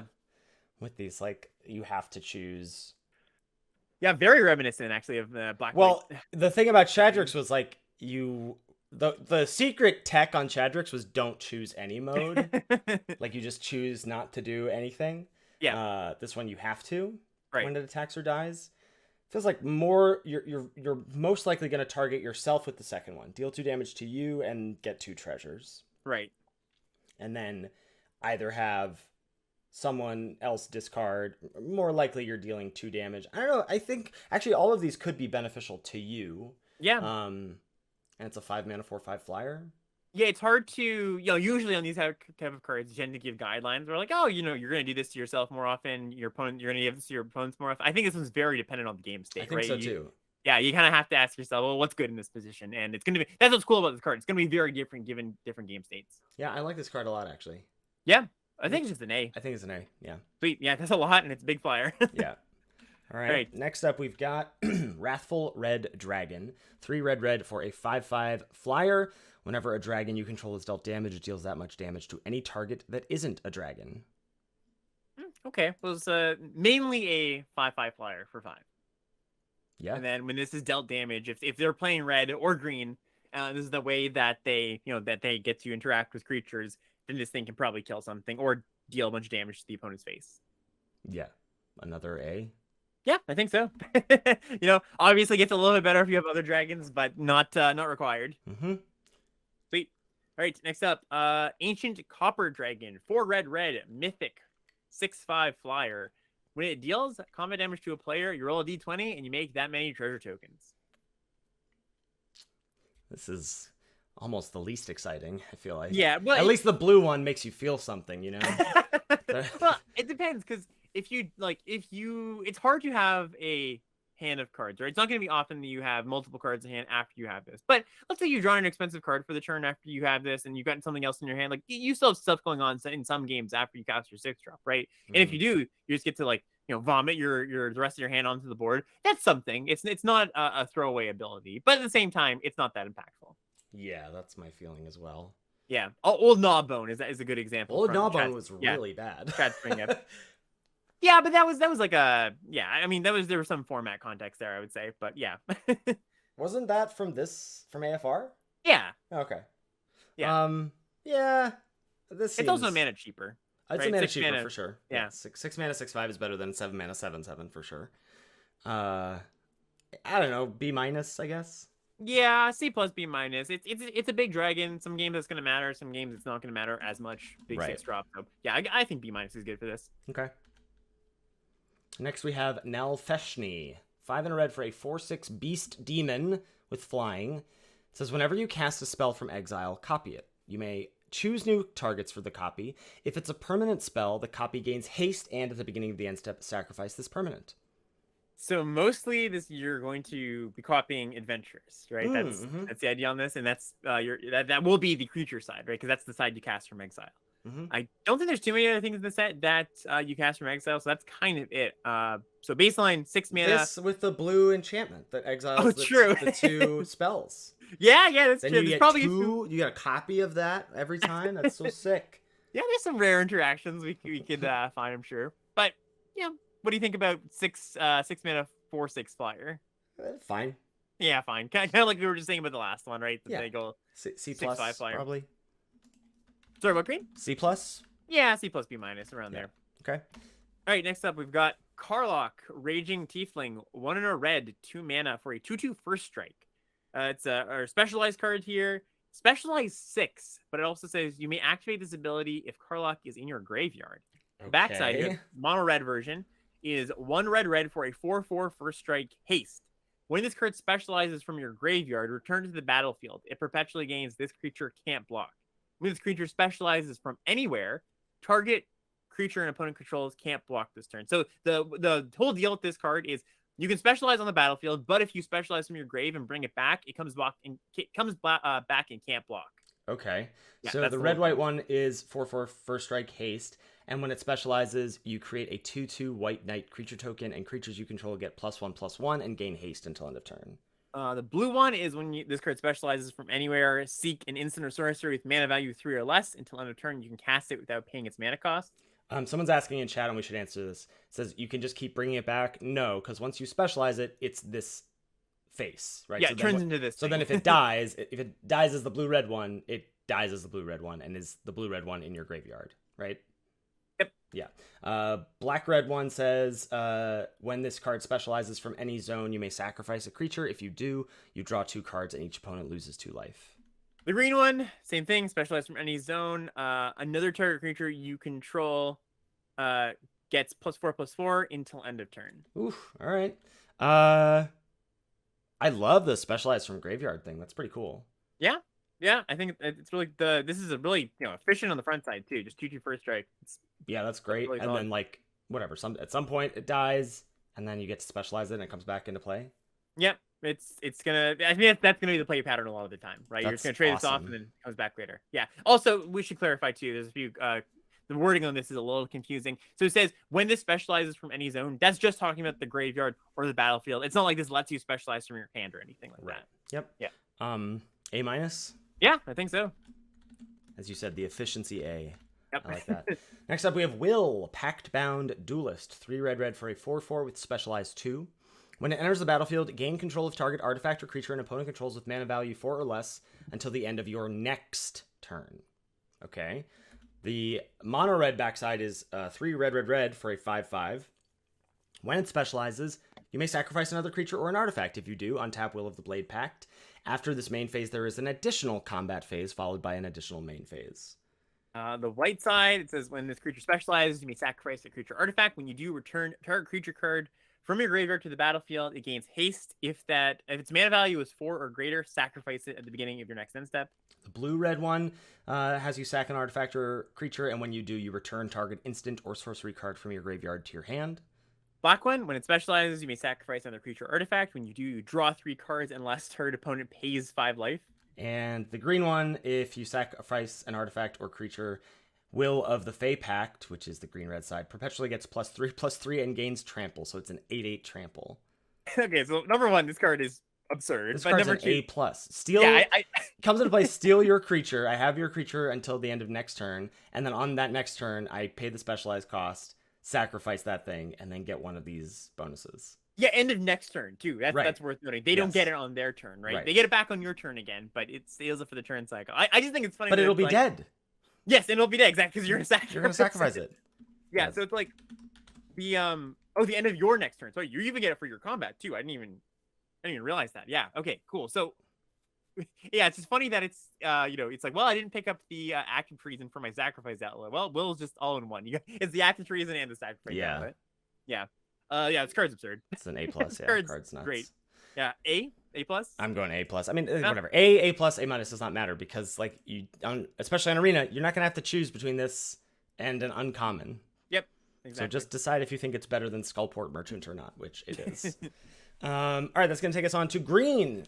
First up, we have Favored Enemy. Single green for an enchantment. When favored enemy, or as favored enemy enters the battlefield, note the most prevalent creature type in an opponent's library. When favored enemy enters the battlefield, target creature you control fights up to 1 target creature you don't control. Whenever a creature an opponent controls of the noted type dies, put a +1/+1 counter on target creature you control. So it's Prey Upon with a bunch of extra text. Yes. I imagine, I'm not sure exactly how the interface is going to work here. I imagine it'll tell you what the most prevalent creature type is when this comes in. Because you have to know, like... Yeah. Or, before the first thing dies, you would probably Right, know. Yeah, we'll see that. So, I mean, it gives you a little bit of information, I guess. Not that it matters too much. But Prey Upon with a bit of upside, which is what this is. That's fine. That's like a C. Yeah, Prey Upon it's one of those cards that's kind of falling out of favor, right? Mm-hmm. If you got some, It was crazy when it first came out. I remember, in Innistrad, people were just like, whoa, green gets removal now? Yeah. Fights? Yeah, so fight was first a thing, right? Mm-hmm. Yeah. Yeah, and now it's just like, we like bite spells. Fight, like the 1 mana efficiency is nice, but so much of the time it's like, well, their thing is just the thing I need to kill just is bigger, and the fight, can get blown out with a trick or whatever. So yeah, it's a fine card. I think it's just a C. Mm-hmm. Yeah. All right, next up we've got Belt of Giant Strength. This is one in a green for an equipment. The equipped creature has base power and toughness 10/10. Okay, so it makes it massive. The equip cost is 10, but the ability costs X less to activate, where X is the power of the creature it targets. No, this is an F. Straight F, eh? So you have because it's like, well, the bigger the creature is, the cheaper the equip cost is. The bigger the creature is, the less I need that creature to be a 10/10. And exactly. The less you actually get from it, right? Yeah. Yeah. So let's just have a situation. So you have 4/4, which is a sizable creature. You're paying 6. Yeah, paying 6 to make it a 10/10. This card's an F. This is terrible. Yeah, it's not good. I agree. All this equipment. I'm telling you, Ethan. Pretty bad. They're definitely making a case for you, my friend. Yuan T Scale Shield is 2 and a green for an instant. Permanents you control gain hexproof and indestructible until end of turn. Seek a creature card if an opponent has cast a spell with mana value 3 or less this turn. Very interesting. Kind of like protection variation, heroic intervention. So, what's the use case for this? The average use case. I mean, hexproof plus indestructible is quite good. It's flexible, yeah. And the fact that it has all your permanents. I mean, if your opponent goes to whatever I keep calling it Scorching Dragonfire. What's the red? I think it's just Dragonfire. Okay. Dragon's Fire. Okay, your opponent casts Dragon's Fire on one of your creatures. You use this to protect it and everything else you control. And because they cast a spell with mana value 3 or less, their removal spell, you get to seek a creature card. Yeah. So there was a heroic intervention, right? Right, From which was Kalash. 2 mana, not 3, I think. Yeah, 2 mana, not 3. It did this the hexproof indestructible thing, and that card was like passable, but not. Yeah, that was like a amazing. C plus. Right. Yeah. So this is 1 mana more and has the potential to draw a card. I'm just wondering how often the situation is going to come up where you want to cast it and get the value out of hexproof indestructible, but you also get to draw a card. I think it's not going to be all that often. It's in response to certain removal spells. Yeah, right? certain removal, exactly. So I don't know what does that average out to? I think I'm still just gonna go C plus on this. I don't think it's crazy good, but I think it's strong. Yeah, I agree. Ooh, next up. All right, let's see if we can get this name. Oya Minartok. Oya Minartok. I'm gonna go with that. Polar Werebear. This is 2 green for a 4/5 at rare. When the polar bear... you gotta say it like you're from like Michigan, like Minartok. Yeah, there it is. Okay, well, I'm just gonna say the polar bear. The polar bear has hexproof if it hasn't dealt damage yet. Whenever it deals combat damage to a player, you make a food token. Don't you know? Yeah, and it's got blue, sacrifice a food token, draft a card from Oyamanok's spellbook. When you do, you add blue. Spend this mana only to cast blue creature spells. And then the spellbook is a bunch of like sea creatures. There's some like really expensive 7 mana sea creatures. Nadir Kraken is in this as one of the better ones. But then you've also got like moat piranhas. So it really is a wide range of some are really, really good sea creatures again. Some are just like, not so great or big expensive things. I mean, even if you're not blue, this card is great. 4 mana, 4/5, hexproof, as long as it hasn't dealt damage yet. So hexproof until, like, it's not like if it's tapped or whatever. Like, hexproof until it deals damage. Yep.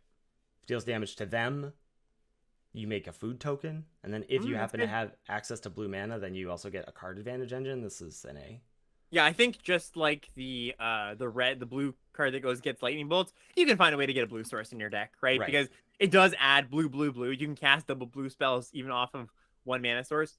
Mm-hmm. I guess it's like not quite an engine. Well, no, I guess you're right. It is engine because it keeps dealing combat damage. Yeah, this is really good. Yeah, awesome. I mean, not that I thought it wasn't good, but I mean, yeah, you're only gonna get this so many times because if it's dealing combat damage to a player over and over again, you're winning the game, taking over. Yeah.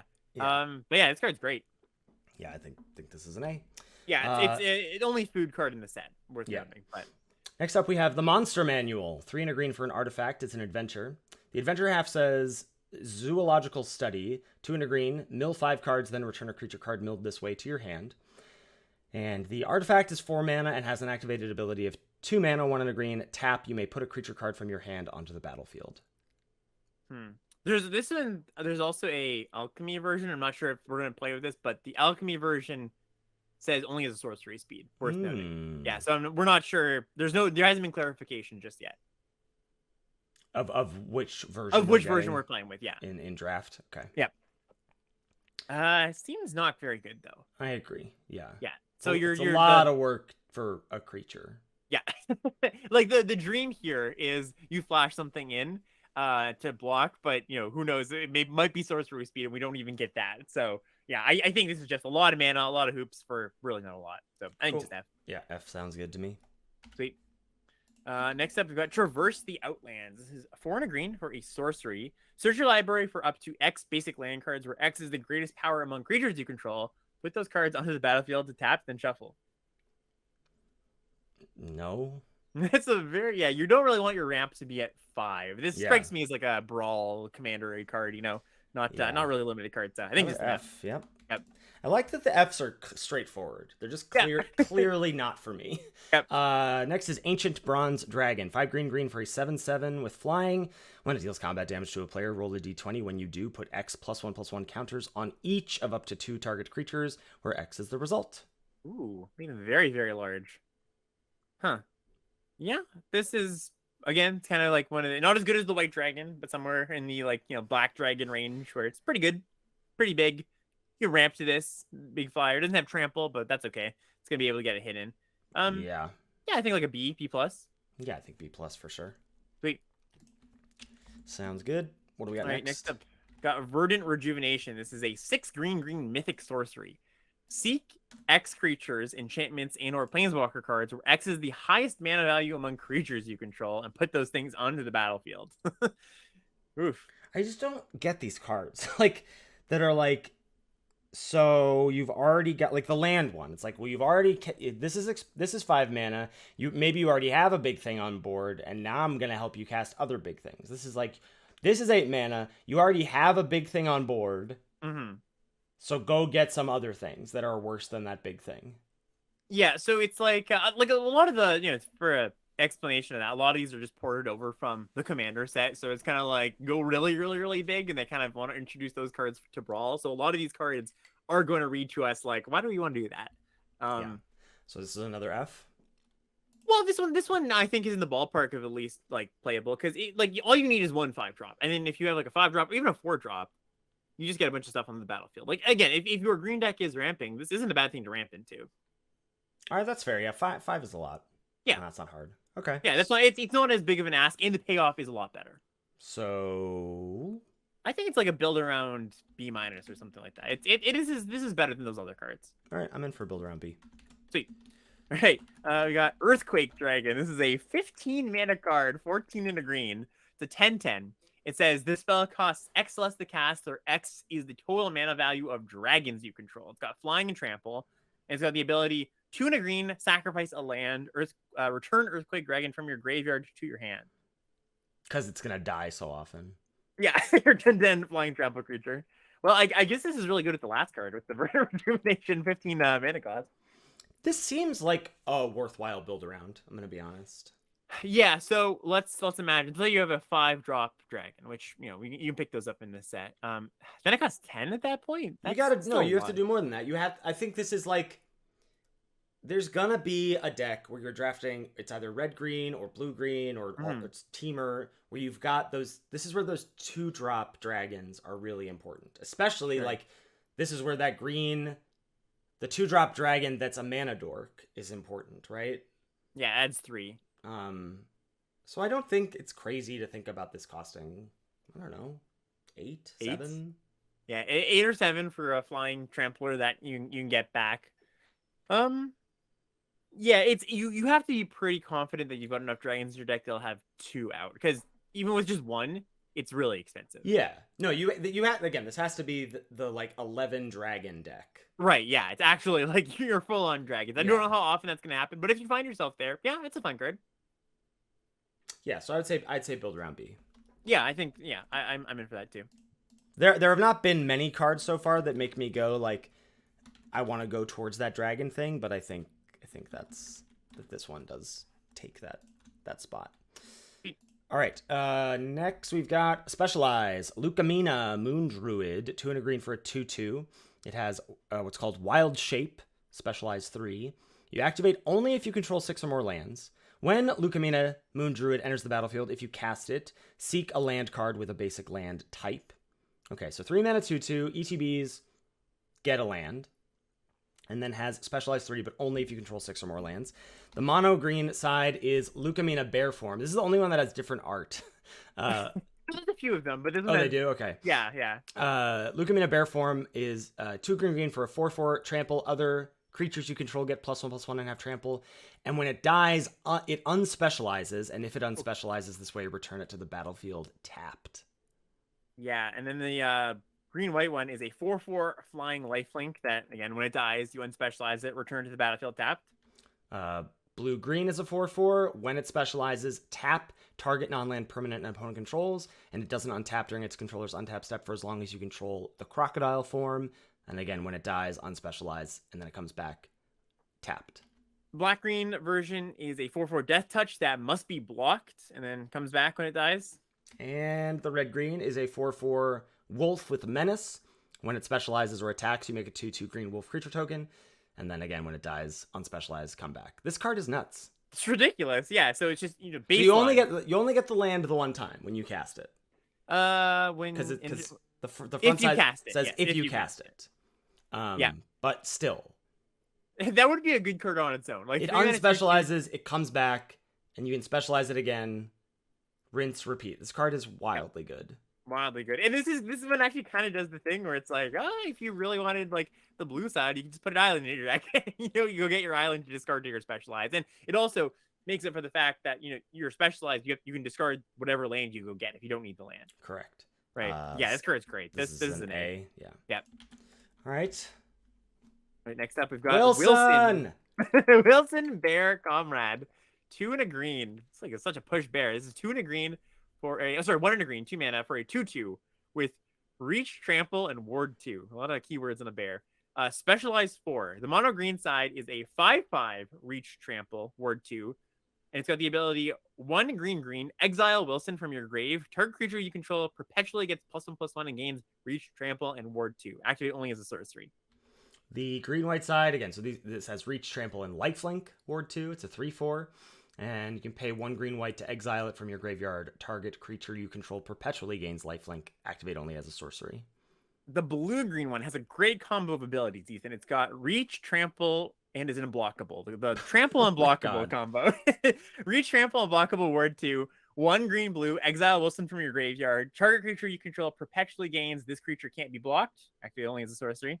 And the black-green one is a fearsome bear with Menace, Reach, and Trample in Ward 2. And if you pay 1 black-green to exile it as a sorcery from your graveyard, target creature you control perpetually gains Menace. Red one, double strike, Reach, Trample. It's a 2/3, Ward 2. 1 green, red, exile it from your grave. Target creature you control perpetually gains double strike. Activate as a sorcery. So, I would say the white one, and I guess the mono green one are the best. Yeah, they're all pretty good. They're all pretty good, but like, I don't know, Lifelink, Menace, Double Strike, and Unblockable. I'll take Lifelink.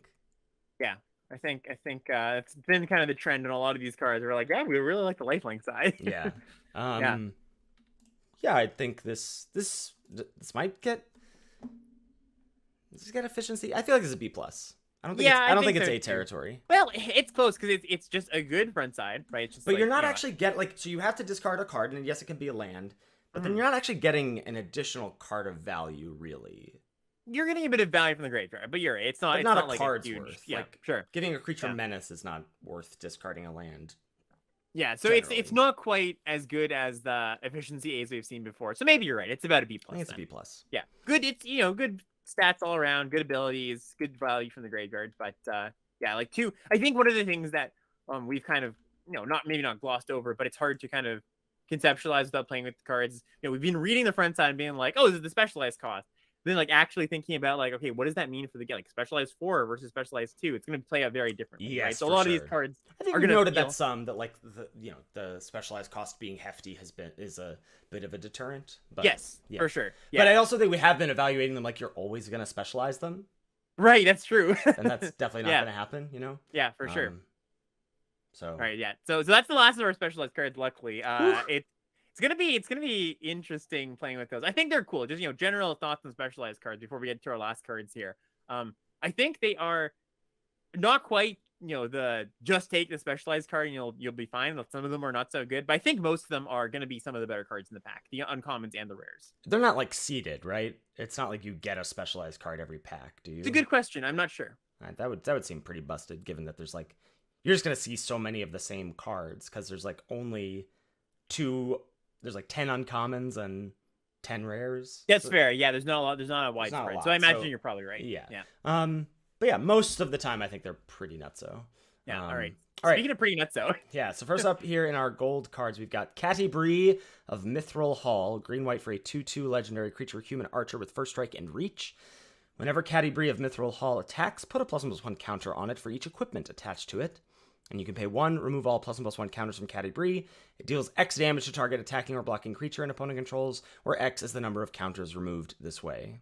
All right, I gotta admit, I thought we were going to artifacts. I forgot about the killer cards. This card's not nutty. Yeah, okay, yeah. Yeah. So we were noting the entire set review that we were like, all the equipment is bad. Yeah. Yeah, not so great. And this is not a good enough payoff to put a bad equipment. But don't trick yourself. 2 mana 2/2 first strike reach is still like a C+. Totally fine, right? And C+, I don't B-. think there's not too many ways to put counters on cards, but we did see that Green Adventure comment. Green Adventure common that puts counters on things, so you can get counters on her other ways. I would just really recommend, unless you're really sure the equipment you have is good, don't trick yourself into putting it into your deck just for this card. So, correct. C+? Yeah, C+. It could even be B-. Yeah, sure. Hard to block. Yeah. Next up, we've got Older Ravengard Marshal. It's a 3 mana, 1 red, white, 3/3. When it enters the battlefield, another target non-token creature you control gains double team until end of turn. And when it attacks, conjure a duplicate of another target non-token attacking creature into your hand. So it gives something. If you have a good attack the turn you cast this, Mm-hmm. like, let's just say you have a 2-drop, you play this on turn 3, you get to conjure that thing. Yep. If that thing is still alive, even if you because that thing gained double team and then lost it once you got the copy into your hand, but then this attacks again, you could effectively give that thing double team again. Yeah. That's sweet. So this has potential to draw you 2 extra creatures. Yeah, and one of the things we've been talking about with double team is like, oh, you want to even more, because like if this doesn't die, it keeps going. It keeps going. Yeah. And you don't even mind your 2, your trade off. You on turn 3 play this, give double team to your 2-drop.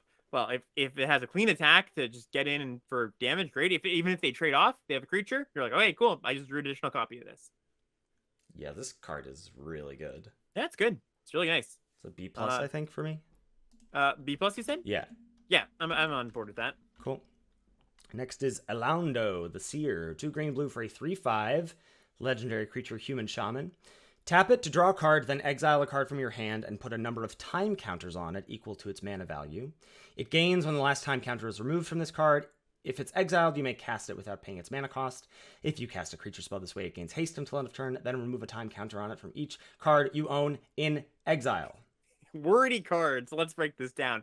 It kind of is reminiscent of Suspend for people who have played with that, but it's not quite Suspend. The counters that you of the exile card don't come off by themselves. So the way this plays out is you play Elaundo, has to next turn goes to your turn. You tap it, draw a card, exile a card from your hand. Let's say you exile a 4-drop, 4 counters go on that thing, and then you can kind of, it's like this assembly line almost where you keep doing it. You exile a 3-drop from your hand the next turn, and then a counter comes off the 4-drop, and then just keeps going if you can keep exiling things from your hand. Lands, you could exile lands, but you can't play those.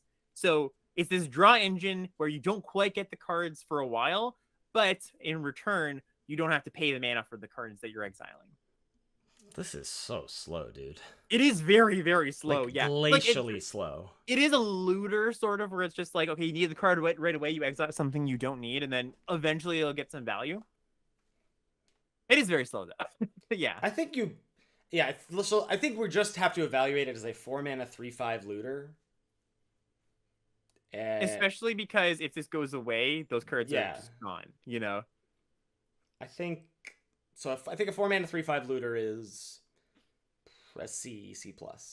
I think you have to do account for the times when this sticks around for a few turns and you do get a card off of it, but that's going to be hard though. Not only does this have to stick around, but you have to have the correct reverse chain as you described in your hand, where you do go 3-drop, 2-drop, land, right. Whatever. A little fiddly. Yeah.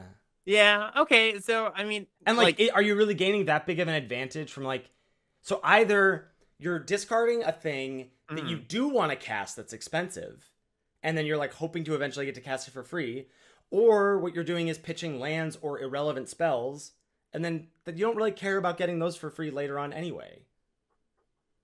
You care. You care. It's irrelevant in the moment, but it's gonna be nice when that card that wasn't good back then might be relevant. When it comes around. So I don't know. I think you might be slightly underselling that upside, but I agree for the most part. It's not just this insane thing, not this insane engine that's going to grant you a ton of value. All right, so give me a grade here. I think B- for this. Right. It's a big blocker, comes down, stabilizes you. Okay. Yeah.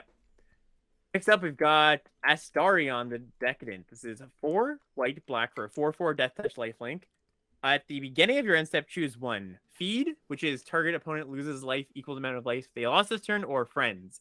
You gain life equal amount of life you gain this turn. That's pretty sweet. Yeah, this is really nice, especially because 4/4 Death Touch lifelink. Mm-hmm. Yeah, and if this does connect without dying, it's either doubling the life you gained or doubling the damage, or dealing them 4 damage. Yeah, so a lot of times they're gonna life they lost. Sorry, life they lost. Yeah, life they lost. So if it gets chumped, you're only gaining 4 more life. Right, yeah. Okay. So you play this post combat, they go, okay, well maybe I'll take a hit from your 3/3. You don't really want to Mhm. trade, and then they actually take 6, and then you have this 4/4 Death Touch lifelink, which is a good body. Yeah. That's Yeah. solid. It's not a nuts card or anything, but I think this is like it's somewhere in the B range. It's a Yeah, little I expensive, think a but B sounds good to me. Yeah, I agree. It's a yeah. little expensive. It like whatever dies to Grim Bounty, but Sure, yeah. it is likely to like otherwise it's likely to get you at least some amount of value. But like if you're woefully behind, it's still unless your opponent has clean removal for it, you're gonna be able to gain some life, trade with something that's gonna be good for you. Right, and a big death touch creature, people always like make the joke of like, oh, what do big creatures need death touch for? Well, it's kind of nice because the way to deal with a big creature somewhat cleanly is to double block it, and this doesn't get double blocked all that easily. So, Yeah. Next right. we have Nalia Dearnis, 1 white black for a 3/3 legendary creature human rogue. You may look at the top card of your library anytime. You may cast party cards, cleric, rogue, warrior, and wizard spells from the top of your library. And at the beginning of combat on your turn, if you have a full party, put a +1/+1 counter on each creature you control, and those creatures gain death touch until end of turn. What a cool payoff. That's not for us. I know. Yeah, it's a really sweet card, but I don't think this is going to happen very often. So you might have a few rogues in your black deck, a few clerics in your white deck. It's still going to be a fine card, right? Like you're just that aspirational, goal of getting to the full party. Not going to happen. It's very similar to kind of the dragon 2-drop, the green blue one that we saw. We're like, yeah, you're going to have some of these in your deck, and it's going to be fine. You're going to cast a dragon off the top of your library once in a while. Dragons are way more prevalent than party, right? Well, just like a cleric and rogues. I'd say clerics and rogues are about as prevalent as dragons are. Oh, okay, cool. Yeah. So yeah. Well, that's pretty good. I mean, like, if you can have like whatever 8 clerics or rogues in your deck, Yep. that's pretty good. Which are the common, for black and white, by the way. And there's gonna be some warriors, some wizards along the way, but those are less So common. I'd give this like a C plus B minus. Yeah, I think so too. Yeah, that's about right. I'm gonna go B minus. Right, next up we've got Baba Lysaga. This is a 3-mana 3/3, 1 black green. But also there's an alchemy. This is the one that we're not sure because there's an alchemy version where it's a 4-mana 4/4. So one way or the other. It's got an ability: tap, sack up to 3 permanents. If there were 3 or more card types among the sacrifice permanent, each opponent gains 3 life. Let's try this again. Each opponent loses 3 life, you gain 3 life, and then you draw 3 cards. So if you sack a land, a creature, and an artifact, let's say, they'll lose 3, you gain 3, you draw 3 cards. It's pretty good. Yeah, a little bit of a build around because Yeah. you do have to make sure you have an enchantment or an artifact in your deck. Again, Prophetic Prism And Pilgrim's Eye looking really good here. Coming back in. Oh, it's actually cool too because you can go sack the Pilgrim's Eye. Pilgrim's Eye and a land? Up to, right? Yeah. You don't have to sacrifice 3 permanents. Oh, that's insane. So yeah, you sack Pilgrim's Eye on a land, drain 3, draw 3. Whew. That's big. This card is really good. Yeah. Especially if it is the alchemy version we're playing with, and it's just a 4-mana 4/4. I mean, 3-mana 3/3 is fine too. This feels like build around B plus to me. Yep, I agree. Yeah, you want to make sure you pick up those artifacts. I think it's the most common thing you're going to see. But yeah, it's nice.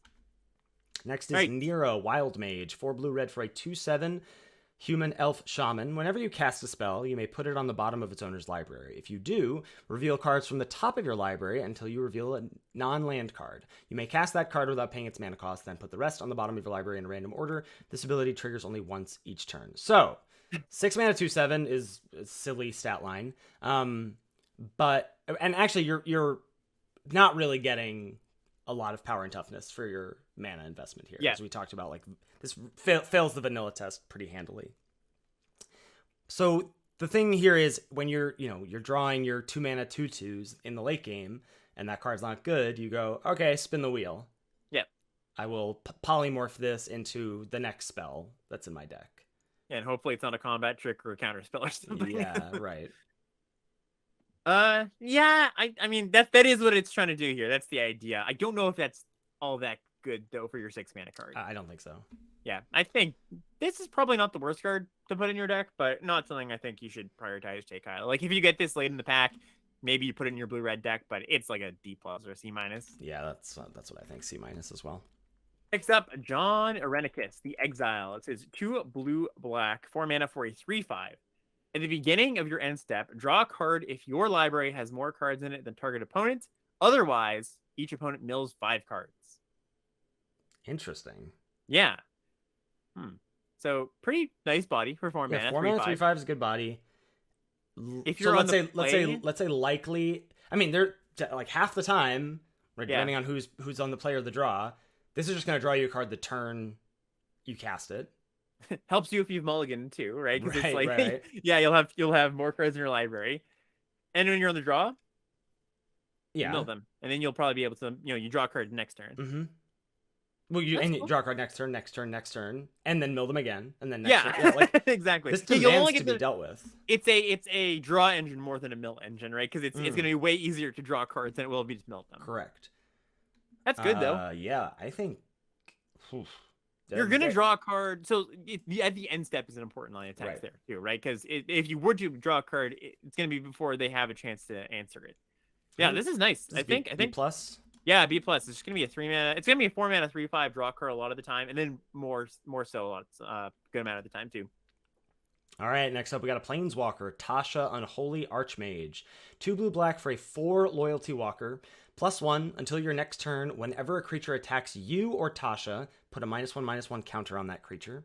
-2, target opponent puts a creature card of their choice from their graveyard onto the battlefield under your control. That creature gains Ward 2. And -6, target opponent reveals cards from the top of their library until they reveal 3 creature cards. Put those cards onto the battlefield under your control. That player puts the rest into their graveyard. You better hope you have a Grim Bounty, because you're not killing this thing through combat very easily. That plus... This is great. Plus alt. Yeah, that play pattern is really nice. But so most Planeswalkers plus is like a little thing, right? It's not like... You get make a 1/1, whatever. Yeah, make a 1/1. This just makes it the main way you're going to deal with a Planeswalker Unlimited is to attack it, and this makes it so hard. All your opponent's creatures get a -1 counter on them. Yeah, and you can't even go, fine, I'll ignore Tasha and attack you. It's just attacks you or Tasha. This is an A. This card's this nice. is an A Planeswalker. This thing is really, really good. Yeah. What a that's going to be such a groaner. Yeah, for sure. Yeah. All right, next up we've got Raga Draga, Gore Guts Boss. This name. 2 green-red 4/4 legendary creature. Each creature you control with a mana ability gets +2/+2. Whenever a creature you control with a mana ability attacks, untap it. Whenever you cast a spell, if at least 7 mana was spent to cast it, untap target creature. That creature gets +7/+7 and gains trample until end of turn. So we should clarify, because this is often a confusing wording. A mana ability is an ability that makes mana. It's not an activated ability that costs mana. So like a mana dork will be a mana ability. That's about it, right? Yeah. There's there's the that 2-drop dragon creature that sacks to make red. That's also a mana ability. So that would get +4. This is a lot of text for a 4 mana 4/4.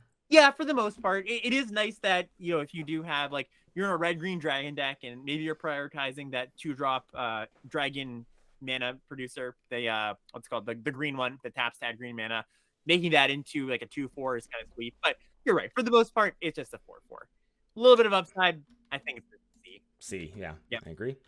Next, we've got Minsk and Boo, Timeless Heroes. 2 red-green for a 3 Loyalty Walker. It has a static ability. When Minsk and Boo, Timeless Heroes enters the battlefield at the beginning of your upkeep, you may create Boo, a legendary 1/1 red hamster creature token with trample and haste.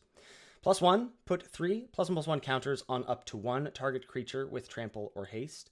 And -2, sack a creature when you do Minsk and Boo, Timeless Heroes. Deal X damage to any target, where X is that creature's power. If the sacrificed creature was a hamster, draw X cards. So, 4 mana, 3 Loyalty Walker. Comes into play, you make a 1/1.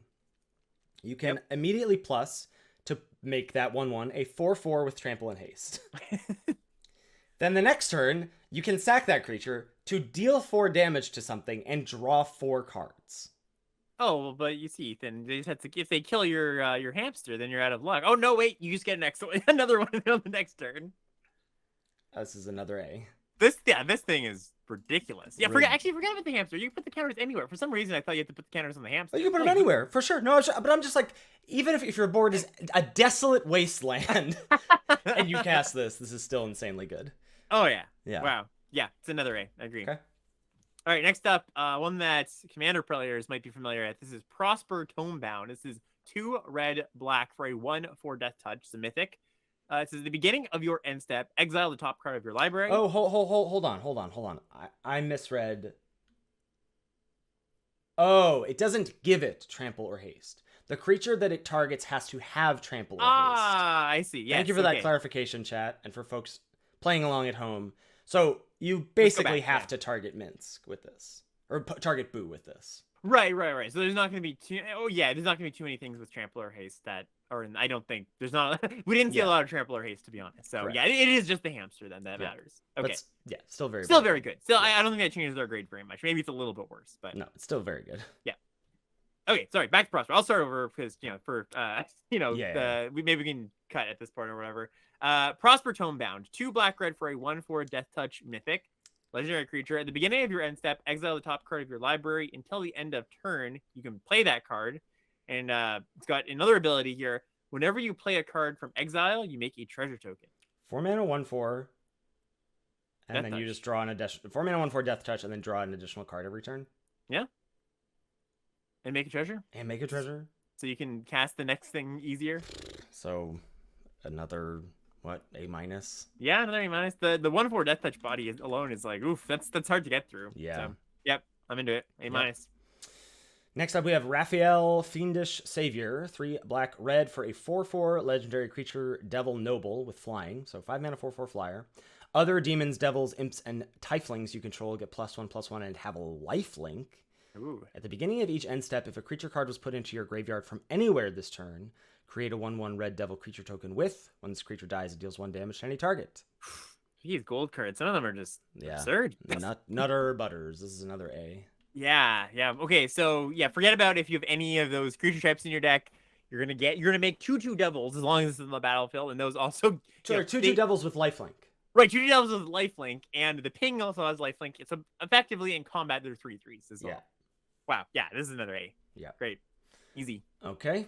Next up, we got Gorian, Wise Mentor. This is Bant mana, blue. Sir, white. Please, brokers. Brokers mana. Sorry. I think with SNC out the window, we can officially retire brokers. I think we can go back to Bant. 62 days left on the Magic Online leagues. I don't know. Yeah, that's fair enough. Gorian Wise Mentor is a 3/4 for 3 mana, green, white, blue. It's got Vigilance, and it says whenever you cast an adventure spell, you can copy it. You may choose new targets. So the adventure spell is the spell side of adventure creatures, right? That's right. Yeah. I mean, I'm a little tepid on this just because there's not that many adventure cards in this set. Well, they're also not like what double the indestructible from the white card. Yeah, double bounce spell is good. Is it? Oh, is it both sides? No. There's the 6/6 serpent. It's a bounce spell. No. Sorry, but someone in chat is saying that it's both sides. Like is it? Oh, if this doubles creatures, that's insane. That's much more big difference. Yeah. So if that's true, if it's not Lucky Clover, and you just get double the creatures. No, it's not the creatures. Okay. Yeah, that's what I thought. It's just the spell side, just like Clover, right? Okay, so it is. Great. Yeah. All right. So then this is whatever. Yeah, I if it was the creature side, I'd be way more into that's a better payoff. But so let's say you have just like a green white deck or a green blue deck, and like the splash is pretty easy. You've got 3 adventures. Yeah, maybe you throw it in, but this isn't like a build around where it's like, oh, I open Gorian, let's go for it, because there's just not enough cards in the set, and the payoff isn't good enough. So and you don't really want to splash a 3 mana 3/4 vigilance. Yeah, it's just whatever. Yeah, so I don't know, a C minus. Yeah, sure. Okay, not great. Next it reminds me a little bit of what's it called? The one from Neon Dynasty, the samurai, the white, black, red one, where it's like, yeah, you could do this thing, but like, Next up, we have Jan Janssen, Chaos Crafter, red, white, black for a 3/3 with haste. It has 2 tap abilities. One, you can tap, sack an artifact creature to make 2 treasure tokens, or you can tap, sacrifice a non-creature artifact to make 2 1/1 colorless construct artifact creature tokens. Ooh, this is a spicy one. So as long as you have 1 piece of fodder for this, then it goes infinite every turn, right? So you can... Yeah. So as long as let's say you have a Prophetic Prism in play. You sacrifice your Prism, you get 2 1/1s. Then the next time this untaps, you can sacrifice one of those 1/1s to get 2 treasures. Then the next time it untaps, you can sacrifice one of those treasures to get 2 1/1s. Ooh, that's sweet. Yeah, especially like in a red-black treasure deck, this is a pretty easy splash. Yeah. This card seems really cool. I like it. I don't Yeah, even think you need to give this a build around grade because it just needs one little thing. Yep, one thing to get going. Again, we've seen a lot of cards in the set, but that work well. This Pilgrim's Eye, Pilgrim's Eye, and Prophetic Prism are looking. Yeah, a lot of these I think I may need to go back and revise my grades on those cards. Yeah, they're workhorses. Yeah, I like this at like B+. Yeah, me too. Okay. Sweet. Next up, we got Mazi, True Sword Paladin. This is 1 red, green, white for a 3/4. Whenever an enchanted creature attacks one of your opponents, it gets +2/+0 and gains trample until end of turn. Whenever an aura you control is put into your graveyard from the battlefield, exile it. Until. Oh, sorry, go ahead. No, go ahead. Yeah, until the end of your next turn, you may cast that card. There's not auras. No, there's not a lot of auras in this set. Yeah, well, it's a point in the favor of Minimus Containment for you because you can recast it if they want to sack it, right? So that is something. But again, just like the last card, the adventure card we saw, this is not a build around where you take and you're like, oh, awesome. Like, this is planted for brawl, basically. You heard it here first. I was right about Minimus Containment. That's what Alex just said. Yeah. Exactly. This is whatever. This is like a D+. Yeah, it's a vanilla 3/4 for the most part. Yeah, but hard to cast. Next is Miram Sentinel Worm. 3 green, blue, red for a 6/6. Legendary creature, dragon spirit with flying and ward 2. So 6 mana, 6/6, flying ward 2. Whenever another non-token dragon enters the battlefield under your control, create a token that's a copy of it, except the token isn't legendary if that dragon is legendary. Ooh, that's spicy. Yeah, dragon doubler here. Yeah, this is a I think this is one we've been saying a bunch where it's like, you don't really want to take this and build around it. This is one where it's like, I'm gonna be Teamer Dragons. This is like build around A-, I would say. Yeah, this card's really, really, really good payoff. That's kind of cool. Like, I mean, I've been kind of feeling since yesterday ended. I was like, I went and saw one of my friends, and he was like, "Oh, it was your day?" And he like knows a little bit about Magic, and I was like telling him like, "Oh, I did like card review stuff," and I don't get it. Like, why? Like, it's hard for me to understand like who the set is for. It feels like a little cobbled together. I don't get why there's so many reprints from AFR when like it's a digital only set. So if you're gonna do reprints, like at least mess around with it. Like at least alchemize some commons for us, like right, yeah. But seeing a handful of cool build arounds is exciting. Yeah, I think they did, for the most part, a good job of like taking cards that were from the commander set and it would still play well in limited. We made some exceptions. We pointed them out, but I think it's going to shake up the format enough where there's gonna be some cool stuff. Yeah. All right, just a few more cards left here. First up is Basilisk Collar. Single mana for an artifact equipment. Equip cost of 2. An equipped creature has Death Touch and Lifelink. This card is a house. Yeah. It's appeared in quite a few limited formats at this point, either like master sets and the original set it was in, which was Worldwake, I think. And if you haven't played with it before, I mean, it reads pretty well, I think. I think it actually is. If you've never played with it, I think it looks a little unassuming. Yes, exactly. I was gonna get that. Where it's just like it looks good, but it's better than it looks because it just makes any one of your creatures for so cheap a threat. Your opponent, a threat that guarantees to trade and makes racing impossible. Yep, exactly. Put this on a 2/2. You're happy, right? Yeah. Like it's just like, well, okay, I get. And since the equip cost is pretty cheap, it's 2. You can move it around post combat too. You're never ever going to open this in a pack and not take it. This is the most what's a good comparison actually? Shadowspear. Yeah, Shadowspear. When your opponent plays a turn 1 Shadowspear, you're like, oh, this game is going to be a pain. Yeah. And yeah, that's what this card is. So this card's an A. Yep, this is an A for sure. Next up, we've got a few artifacts that we could probably skip through pretty quickly here. Fraying Line, 4 mana artifact. When it enters the battlefield, you put a rope counter on target creature you control. At the beginning of each player's upkeep, that player may pay 2. If they do, they put a rope counter on a creature they control. Otherwise, exile a Fraying Line in each creature without a rope counter on it. Then remove all the rope counters from all creatures. Can you break this down for me in layman's terms? Sure, for sure. So this comes in. You one of your creatures grabs the rope, right? You pass it to your opponent's turn, and they have the option to pay 2, so one of their creatures can grab the rope. And you keep doing that until somebody goes, I don't want to pay the 2. And then everybody who hasn't grabbed the rope, they get exiled. The rope creatures stay on the battlefield. Is that good? I don't think so. This is incredibly slow. It's very, very slow. So I guess what's the Twitter meme? I'm not reading all that, but I'm happy for you. Yeah. Sorry about that. Yes. Or I'm happy for you. Yeah. I think that so it's like you kind of tax your opponent when you pass this back because they're like, well, I can't just let them wrath the board and they keep their creature, so I have to pay 2. So it's a little bit of an inconvenience there, I guess, is something I could say in its favor. But this is a hard one to evaluate because I think it's not good, but it could end up playing better than it looks because that turn you do pass it back, it is kind of an annoyance, and then you have to keep doing that. But I'm not sure. Yeah, I think it's mostly bad though. I'm just gonna go F. Sure. Yeah, I'm gonna earmark this one, but I will join you at a initial F for sure. Okay. Next is Mirror of Life Trapping, 4 mana for an artifact. Whenever a creature enters the battlefield, if it was cast, exile it, then return all other permanent cards exiled with Mirror of Life Trapping to the battlefield under their owner's control.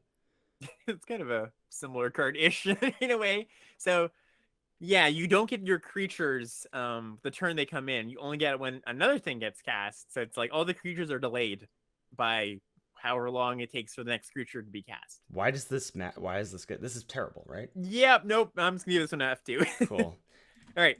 Last card. Perfect. Roll credits. Baldur's Gate. The last card. Roll credits. Yeah. It's a legendary gate. Tap, add colorless, or 2 tap, add X mana of any one color, where X is the number of other gates you control. And the gates in the set, of course, are those uncommon monocolored gates that seek cards. So you have to have 3 other gates? No, right. 4 other gates. 4 other gates to make this. Yeah, this again, not for us. This is not for us. This is an F. Nope. Okay. And that's it. So ending on some not so exciting cards there, but pretty sweet. I don't know. Any final thoughts? I am really not happy with how bad blue looks. Yeah, me too.